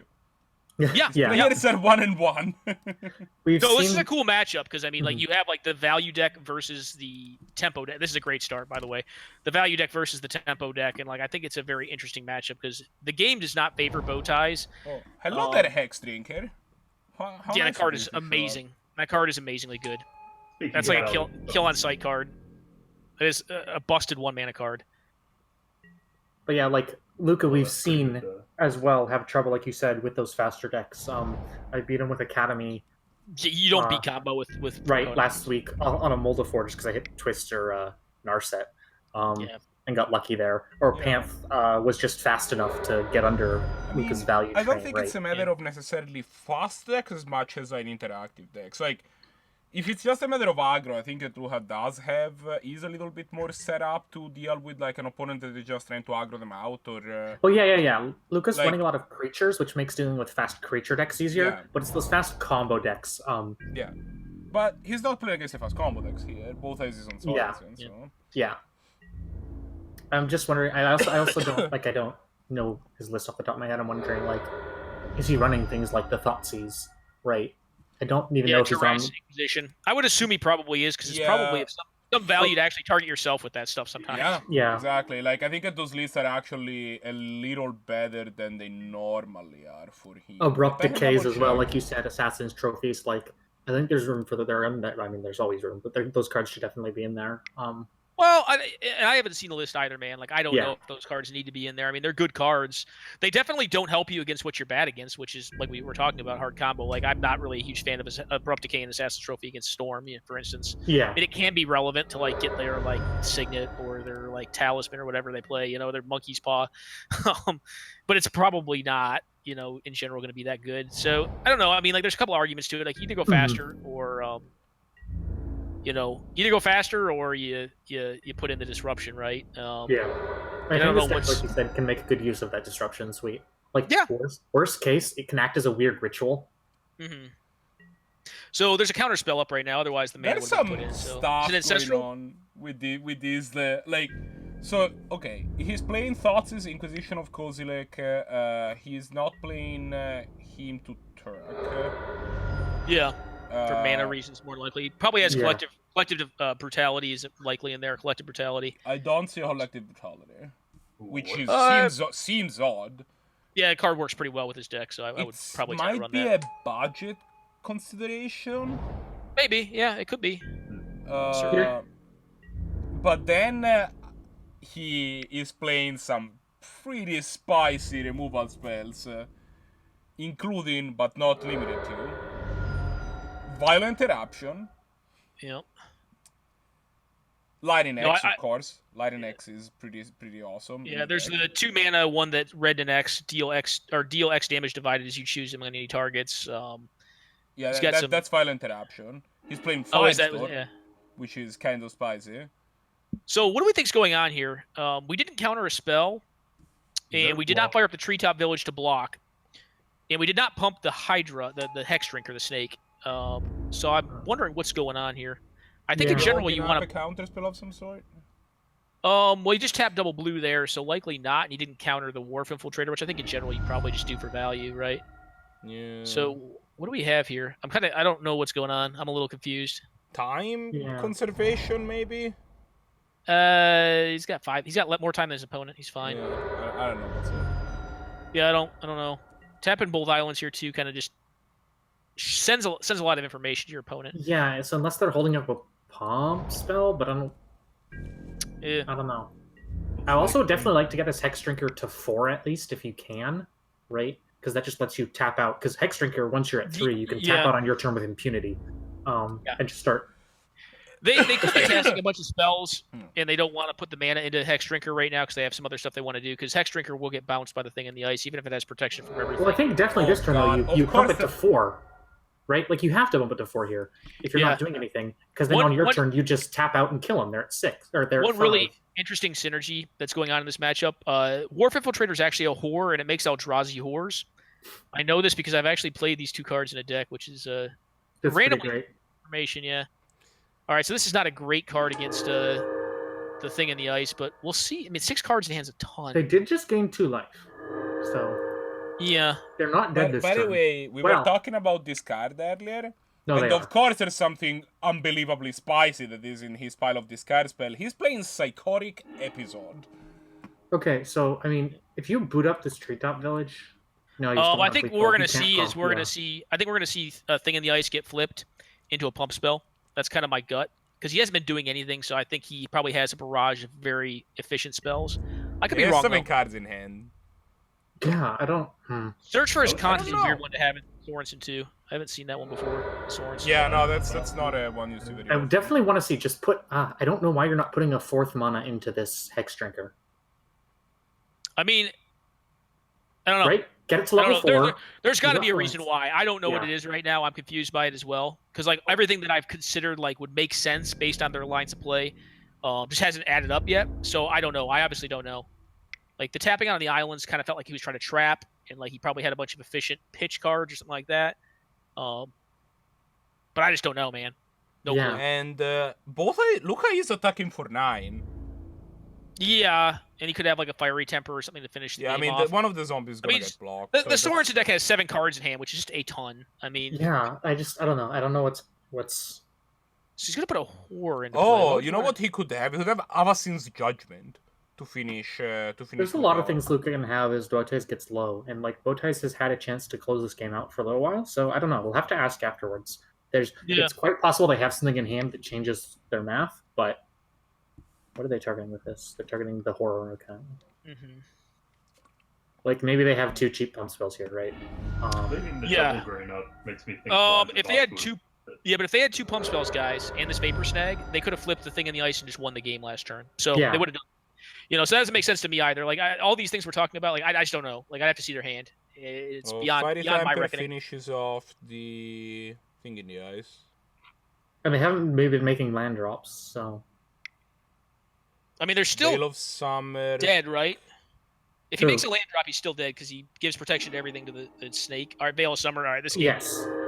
Yeah, that's a card that makes sense. It's not a card I would tend to play in this deck, but it's going to be great here. It gives hexproof from blue and from black. Yeah. Yeah, The yeah. Fairy Temper, the Veil of Summer didn't do anything actually. But the game's still over unless he can Looks kill like the game is over. Yeah, you got a Treetop Village plus the Hex Drinker. If he draws a Yeah. land, he can make the Hex His Drinker. last card in hand could be Murderous Cut. Nope, That's protection gonna from instance, ambush buddy. this- Protection from instance. Yeah, as And- long and as hexproof. Oh yeah. Bowties can get a land here. Yeah. Well, he doesn't even So need a the land. thing He can I'm fire- thinking fire about the is Treetop Village that Well, the treetop line loses to removal. Playing a land Hex Drinker is just game. I wonder if both Yeah, but if guys you don't can have land- somehow play a sorcery at instant speed to kill the guy. Because there you can play a sorcery with Madness at instant speed. Yeah, which it would is spicy. require But... it would require Quicken plus like Or a a discard Simian outlet. Spear guy. No. With Madness, you can play sorcery at instant speed.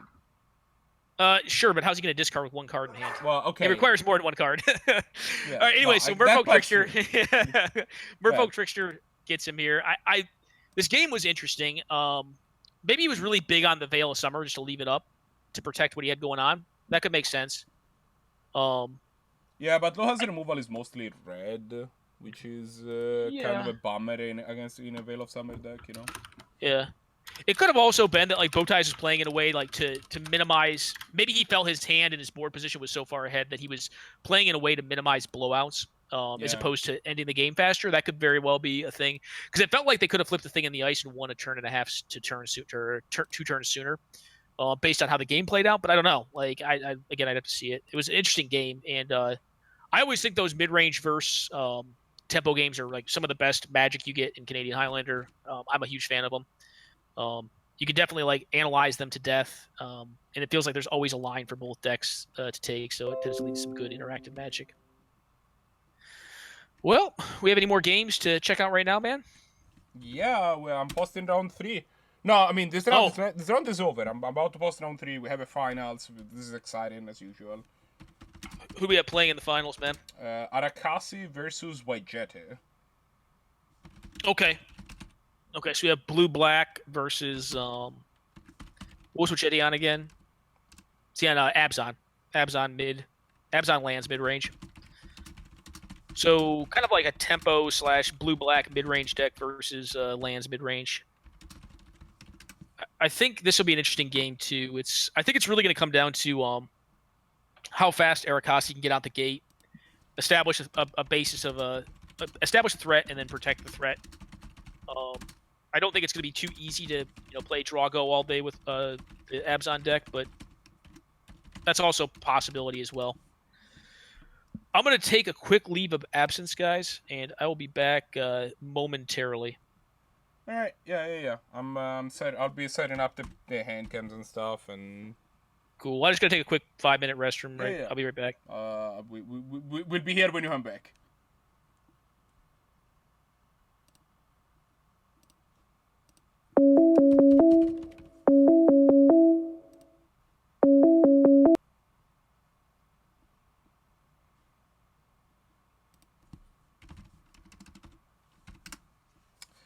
Alright, so we are getting ready to get hand cams set up.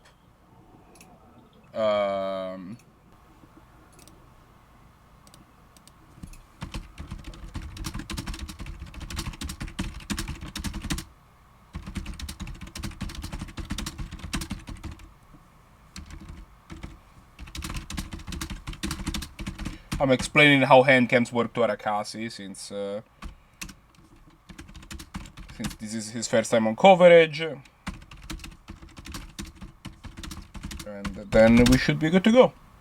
All right, guys, I'm back. Oh, hi. That was fast. Yeah, what'd I miss? Not much. We're still I'm explaining to Arakasi how the setup works since this is his first time on coverage. So we have been we're still getting ready to go. Oh.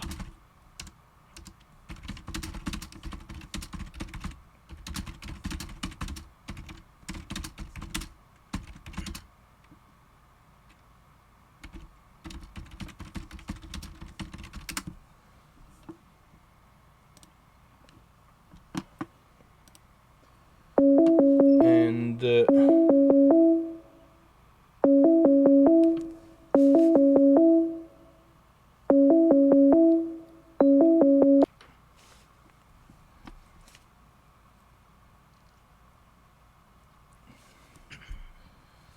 Alrighty, yeah. So Red Mage, when are you gonna jump on Moto and start playing some games, man? Excuse me? When are you gonna jump on Moto and start playing some digital games? Well, the problem is that I do not have the funds to play on Moto. Oh, okay. I got you, man. Yeah, that makes sense. That is a perfectly reasonable reason. Plus, if you already own the cards and paper, who wants to rebuy the cards? Yeah, like I have 2 paper decks, like one complete, one mostly complete. Yeah. Well, the mostly complete one still needs a couple $1,000 worth of cards, but I'm getting there. I'm assuming you play mostly Abzan and Golgari. I play the deck I have fully built is Blue Moon, and I have Vault in the works. Yeah. You have what in the works? Yeah, Blue Black Vault. Oh, Blue Black. Okay, makes sense. Then a back to basics version. Red Mage? And I do not play back to basics in the deck, but it's. I think someone's asking for you, man. Heyo. Red Mage? Okay, I have. No, I think that somebody just did not mute themselves in the. So I presume. No, I'm here. Red No, Mage. he's asking for you. Oh yeah, what's up? When were you going to tell me that Rara had dropped? I wasn't. Obviously, I've completely forgot. I'm sorry. So. Yeah, you just get the win for this round. I'm sorry, man. No, but should I stay here and I mean, if you want to help with commentary, we can always use another person, considering that I've been basically silent the whole time. But, Yeah, jump in, man. You and I can BS about the game, and Red Mage can keep the stream running. If you want, I mean, or roll out and do whatever else you do, man. I can see from the stream. Yeah, that's where I'm looking to. I mean, I'm just using the stream. I don't know how to use Google Hangouts. I'm an idiot that way.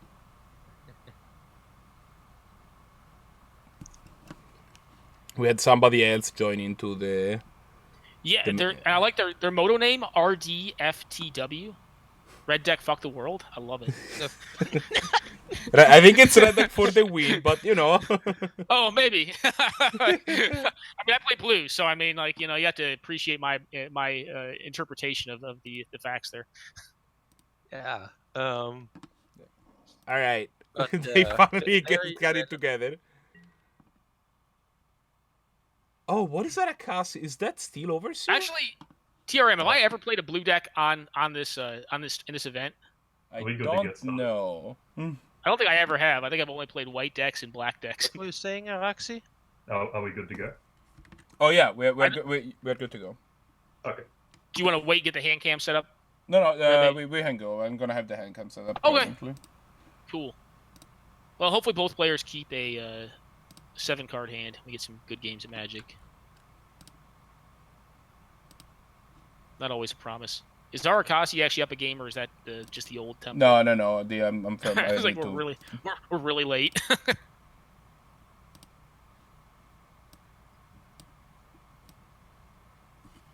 So we're gonna have Abzan versus blue-black tempo / mid-range, I think. Oh. Yeah. Should be interesting. Oh yes. Should be interesting games of Magic. Uh. This is a dicey hand for Abzan. It's not the hand you want to see against the deck that they're against. And this is a solid start, but it's a pretty dire mulligan for Arakasi. So they're showing counter Magic. I think honestly here, I might just wasteland and try to mise a green source just to take them off of doing relevant stuff, because they're at 3 cards, so their resources are going to be low. I don't know. Yeah. Maybe I'm greedy, but like they're on low resources. They're on the play. But Yeah. you need to consider also that he has a potential waste block if he gets to the 3rd mana, and that's but you're also a trying to landed go for. deck. You're also a landed deck, so like I think your highest probability draw is a land, right? In this deck, well, that's a land, but not really the one you tend to want to see. And it was. Yeah, and this bird's just gonna die if he casts a bird. I mean, he could try to oof and then see if it gets mana leaked or go for the throated. I mean, I would expect whatever I played here is probably gonna die or get countered, though. Yeah, I can see that. But I think I'd probably why you want to play the bird, because they want to kill it for sure. I think I'd rather honestly play the Oof out here because I think they're going to kill whatever you play. Yeah. And I don't really care about the Oof. It's just it looks like it's kind of relevant against this Mox Jet, but it's probably not that relevant unless they draw like exactly like a Liliana or, you know, either the two Lilianas they may be playing or like an embodiment. No, he thought that the coast was clear because it didn't get killed immediately, and so he used his wasteland. Yeah, I mean the thing is, at the end of the day, though, like his opponent's not really doing that much. Like it's just it's a 2/1 flyer. But now he has he has the 2/1 flyer, and that's the threat right now. I think honestly here I just get the Oof on board and just start clocking. You know, I don't think you need to. I mean, you could do more of a setup play to get the Ram It Up Excavator down assured on the next turn, but with Knight, you know, you're not. Yeah, this is great. Like I would be very happy to get this countered. You know, this is a great thing to get countered. Just like, yep, sure. And so, even though Arakasi Sorry, the one with the current threat, he is quite behind from this point on. Well, he mulliganed happily. That's kind of the thing, right? Rankle was an interesting card, but obviously can't be cast.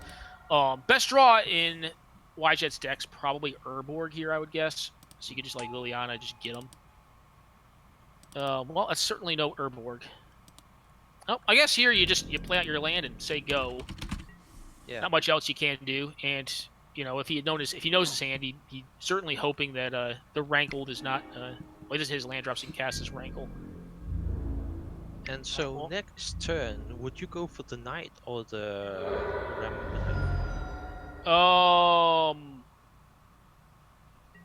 Either one's going to eat a counter spell.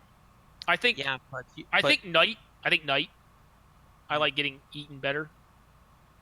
it's not gonna get either counters, but there's no blue mana on Arakasi's side. He has a Bloodstained Mire that can find. That's that's a fetch. But it can find Shockland. No, it's a fetch. I didn't realize that. I thought it was just like a blood tip or something. That's the right play. I like having access to Strip Mine against a 2-color deck. It's going to have a lot of basics, which is what Knight is really doing for you. Plus, it's a better clock.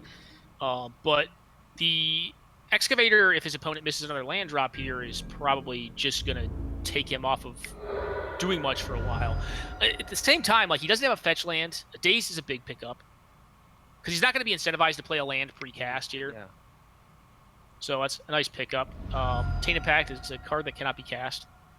Yeah, but while all this is going on, he's dying. Remember the threat that is on the board. Yep, he could he's die. Pinging himself off the horizon. Yeah, I don't know that I like Wyjete's position at all here. He can't cast any of the cards in his hand, and your opponent has a 2/1 flyer that's killing you. Yeah, I mean, I think at the end of the day, though, he's just a couple draw steps away from possibly getting out of this. I mean, but he does need to find the black source. Yeah, the thing with the mid-range deck is it's going to fight better with less cards, right? I mean, right now, like, yeah, you're right. Looking at his hand, it's not great. But if I were in Arakasi's shoes, I would not feel, like, great about where I'm at either. Yeah. I feel okay, but, Bob's like... going to help. Yep. Well, yeah. Now it's probably over, because if Bob gets to draw once or twice, it's probably over, because any land drop is just so good, because he can just force both of them to sack a creature, which in this case kills a land as well, and then ties up if resources. Wyjete gets a swamp, and what's it called? Liliana's. Yeah, he's still. Yeah, this is just. Arid Mesa is probably gonna find a scrub land. So that's the black source. Yeah. Yeah, I mean he could also wait until combat here too. I mean, give him another draw step, but yeah, it looks like we're probably gonna go into game 2. Quick start, kind of a sluggish start from the mid-range deck. Just kind of failed to hit the land drops they needed to. But that was a risk of that hand too. I mean, you keep a wasteland in a treetop village, like a tapped green source hand that has a mana dork, just one mana dork, but it's a slow dork. It's coming in on turn 2. You can get into positions like this where like your mana just doesn't end up working out because you didn't have it. Do you Assassin's Trophy the Bob here? No. I think you have to be greedy here. Like you're so behind that you need to be greedy to win this. Like you need to hope they just miss. That's what I would do. I would just. One of my favorite things about Assassin's Trophy, I've seen it played in Vintage or Legacy lists alongside Dark Faden in like the 4-color control list in Legacy. And if you have a Dark Fate emblem, you can, once you target something with Assassin's Trophy, you gain control of it. And since the Assassin's Trophy can only target something that is that you don't control, it says target permanent you don't control, or that an opponent's control, I don't remember, something along those lines, then fizzles, and then you get to keep the permanent because of the Dark Emblem. Yeah. Which is a pretty neat interaction. Yep. So this game's over. Yeah, Treasure Crew yeah. is a hell of a draw. Oh, well, Rankle's actually just gonna send the deal. Rankle's just is problematic, obviously. Rankle killed Wyjete on the spot, right? Because he had forced him to draw a card and lose the last life. Yeah. Yeah. No, that's just game. It's just game. Hit for 3, draw a card. GG's. GG's. Kind of a rougher one. Yeah, hopefully in the next game we get like some more consistent mana, so we're casting our spells. And that's certainly one of the ways that I think the mid-range deck can get into a bad spot versus like this blue-black kind of more tempo-oriented list. Is if you're not casting your more powerful spells, and they're able to cast they're less powerful but more tempo impacting spells, like you'll lose the game. So I think in general you want a slow, steady, kind of just like good interactive, but like decent mana progression. Now, this hand's great. Like this hand that Wyjete just got, I like a lot. I think you shock pretty easily on turn 1, get this elves down, and then just go to town. Yeah. Got a good threat. Little lacking in interaction, but with a strip mine, you're going to be able to keep them off. The strip mine goes a their long best way direction. there, and the Sylvan Library is going to find you what you need. Yep. No, this is the kind of hand you want against the blue-black like tempo list. Yeah, Tarmogoyf is such a nightmare card for a list like that. I mean, they like fatal pushes and stuff. But less so in black, right? Like, but like if you're playing Sorenson, if you're playing against Sorenson, you're like, here's a Tarmogoyf. It's like, well, that blocks everything. Yeah. That's not gonna block everything I have. Do you think we just turn 2 strip mine, drop the Sylvan Library, or the Tarmogoyf? Yeah, but, I honestly, I don't hate stripping like here. Better. I think I like Tarmogoyf better than strip mine Tarmogoyf better than put some pressure on. It's a 2/3. Your opponent can't daze you. Yeah. Well, they can't daze you. I mean, they can obviously they just Force of Will is pretty much it. Yeah, but like, deck. Or like Force of Will is just an occupational hazard, right? If your opponent has Force of Will, there's nothing you can do about it. They got you. They 2-for-1 themselves for Goyf, yeah. The rest is gonna strip the library away. Yeah, but it's also making the Goyf bigger, right? Yeah, the Goyf is about a billion at this point with an enchantment in the graveyard, but which I mean. And the thing is with mid-range too is like they just run good cards, so like your top deck should. Unless they draw like straight lands, they're gonna find something decent. Generally, like this Titania. How about the Titania? How do we feel about Titania here? Right now, I would not feel very good, but it's a card. It is a magic card. You just get in there for 4 and see what they can do, and they really can't do all that much right now. I mean, until they see their next draw. I mean, what they're looking for is like a go for the throat or something along those lines is probably decent. Titania is probably just going to eat a daze to the face. If you top deck like a Mox or something, Titania drops by next turn. Although it's probably going to eat a daze. Oh yeah. You like auto daze that, even though it's putting you back pretty far. Like I think you auto daze that card. Yeah, you definitely do want to. 10 power, it's not insignificant. Inquisition is gonna whiff. Yeah, and the chances of it whiffing are pretty high. Yeah. But I agree with playing it here, though. I mean, the chances that they draw you can't afford to not do anything, right? Yeah, I mean, like you could have drawn like an Abrupt Decay or something on those lines too, and just have that. Plus, his mana, like Arakasi's mana, is gonna be so tied up. He's got 2/3 drops in hand, like that. I think just. Here's the right on time Noble Hierarch. That's actually not irrelevant. The reason that's relevant is because it's going to make the Titania play around days. Yeah. That's actually relevant on the following turn cycle. Yeah. So I actually think that's a great draw. Man, it seemed like it, but it's pretty. No. I'm sure if you're Wyjete, it doesn't look like it's a great draw, but it actually works out because Arakasi has days in hand. I don't know. Like, so here's an interesting thing, right? Like, I think you actually leave up Nimble Obstructionist here, as opposed to playing out Muyang Ling, because that may cause your opponent to misplay and like not play out the Titania that they have, which now they can play around days. Or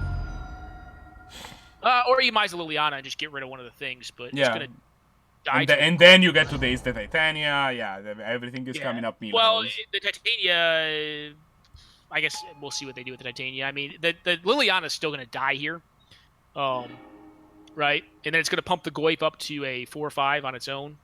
Probably just eat that thing. Yeah.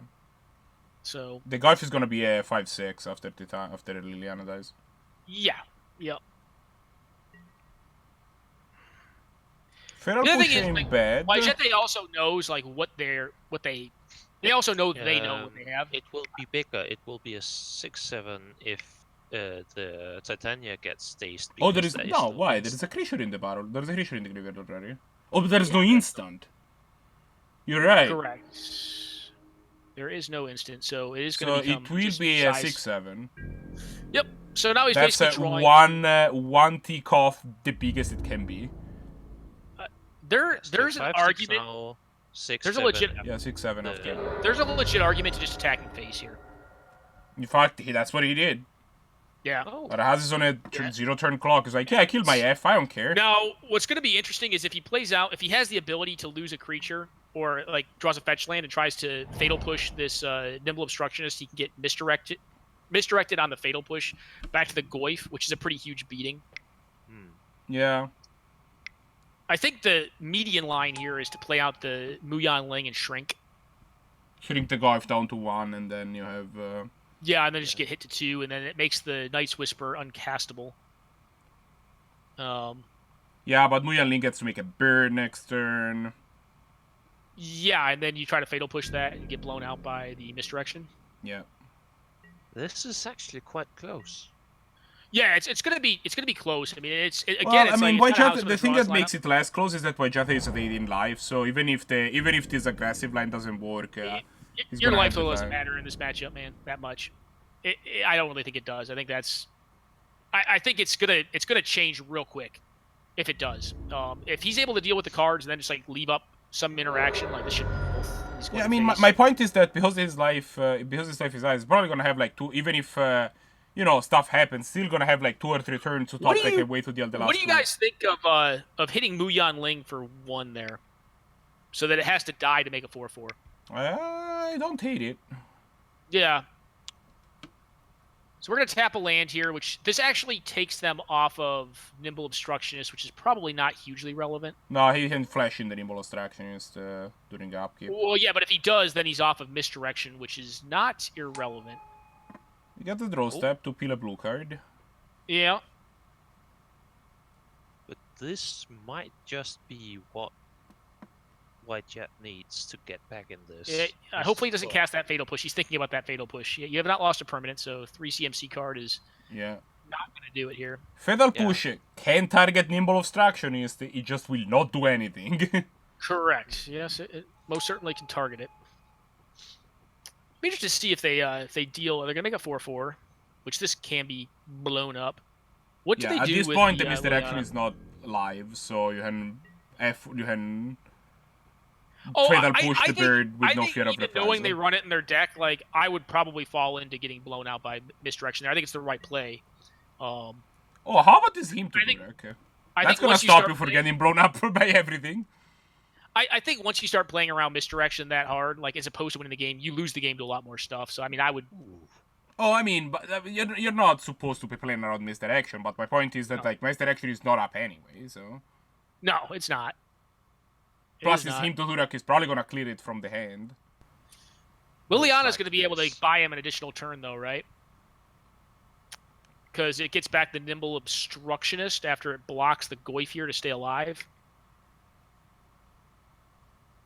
Because I think you fatal push the bird. Honestly, I kind of like sending the Llanowar Elves at the Muyan Ling here and sending the Goyf at face because the Goyf's a must block. And then they lose the Muyan Ling, and then they're kind of boxed into a position where like they have to minus downtick Liliana to get back the Nimble Obstructionist to block. So unless they draw exactly a kill spell.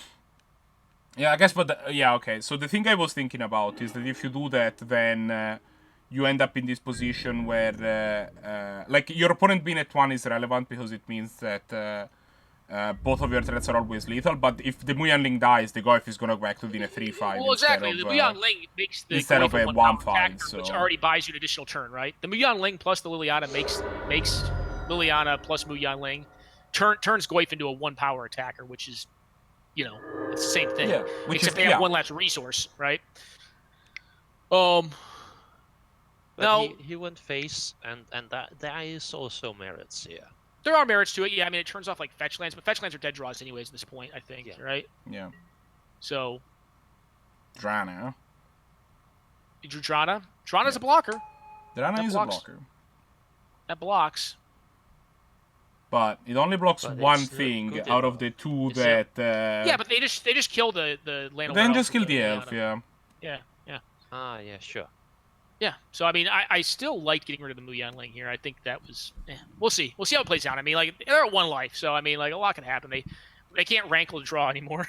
They cannot rankle draw.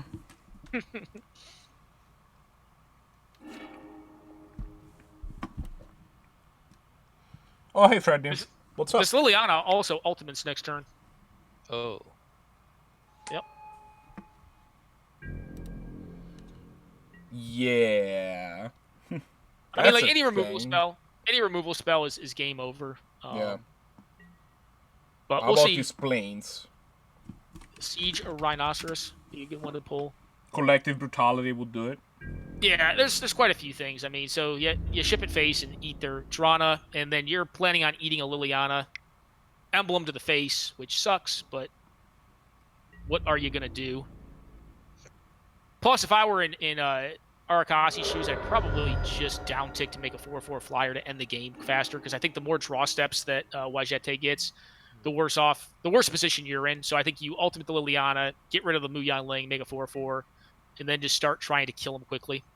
Because again, like the best draw in his deck is probably a counterspell here, some variety of counterspell, because he is actually ahead on board right now. Arakasi's ahead on board, in my opinion. Yeah, no, he's definitely is. He has 2 planeswalkers. Mm-hmm. Well, I think the right play is to get rid of both of them, make actual like literal like things that win, like literal board advantage. But you're getting rid of both for effect, right? You're getting. You're getting a 4/4, and you're getting. You're getting a 4/4 and infinite 2/2s. Yeah. You basically put Arakasi, or not Arakasi, Wyjete on like what is it, a 2-turn clock, and maybe 3. Just limits their draw steps. Yeah. So I like that. What could he get here? Look at Siege Rhino, Collective Brutality. Only like direct damage will get. Maelstrom Pulse. Maelstrom Pulse. If the Muyanling was up, so Maelstrom Pulse. Muyanling did not make a bird. No, okay. I think I would have made the bird because Maelstrom Pulse is also an out at this point.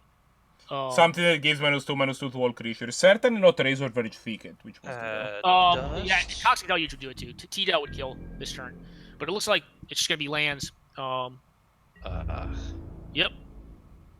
Does Wyjete run what's the green pump spell? Berserk? I don't know. I would doubt it. It's not really a card you tend to see very often in lands mid-range.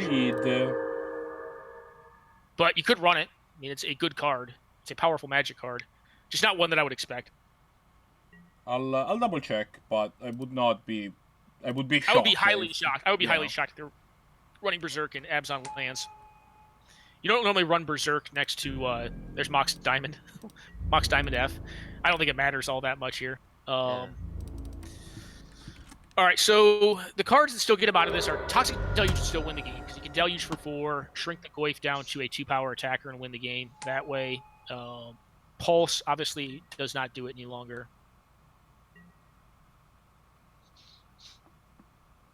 And then Collective Brutality is still 1 as well. All right, that's a land. There is no Berserk. No, I wouldn't fathom there is. His live draws at this point are Collective Brutality, Eldritch Evolution, Green Sun Zenith, Natural Order. Yep, that would do it too.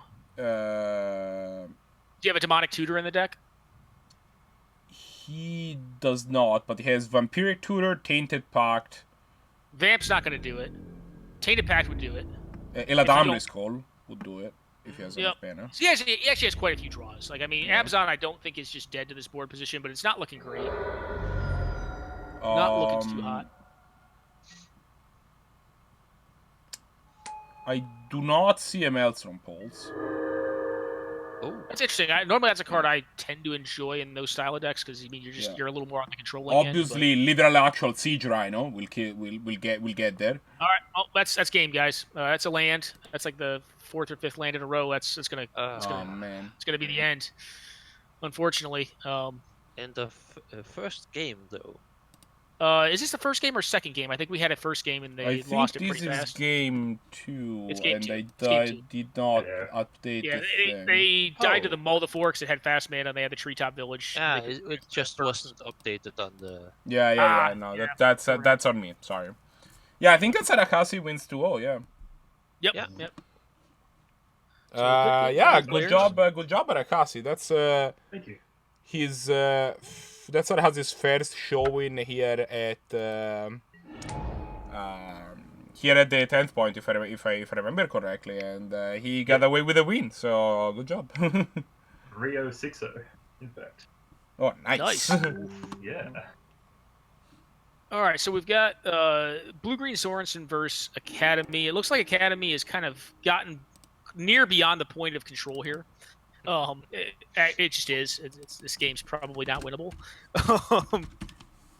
With a Mystic Forge plus Tolarian Academy in play, and a way to untap it, and 12 floating mana. Yeah. It would take a string of very bad cards on the top deck. Is What's up? there not any way to, like, with infinite mana essentially, at this point, won't Sensei's top and the Forge just draw your deck? Yeah, but they don't have infinite mana. They have a lot of it. Yeah, but like he can get quite far into his deck. The chances of him losing this game are like below 1%, but they're not deterministic, right? Like if he like plays on a he's gonna find Inventor's Fair with this. If you can put Inventor's Fair in play and then find the Rings of Brighthearth, it's a loop. Like you just concede there. Yes. That way you could just make infinite mana, like deterministically infinite mana plus draw infinite cards. So yeah, makes sense to pack it in there. Yeah, and that was the match. And I think that's our tournament. I think we're done for the day. So again, congratulations to Arakasi, our winner. As a reminder, if you want to join this tournament next week, and you should, it's a lot of fun, you can join the Discord. I just posted the link in chat, and if you want to, if you're watching these videos on YouTube, you can just look in the description down below, and that's where the link is gonna be. It's full of great friendly people that can help you with figuring out the format if you need help with that, and alternately just provide great conversation about stuff.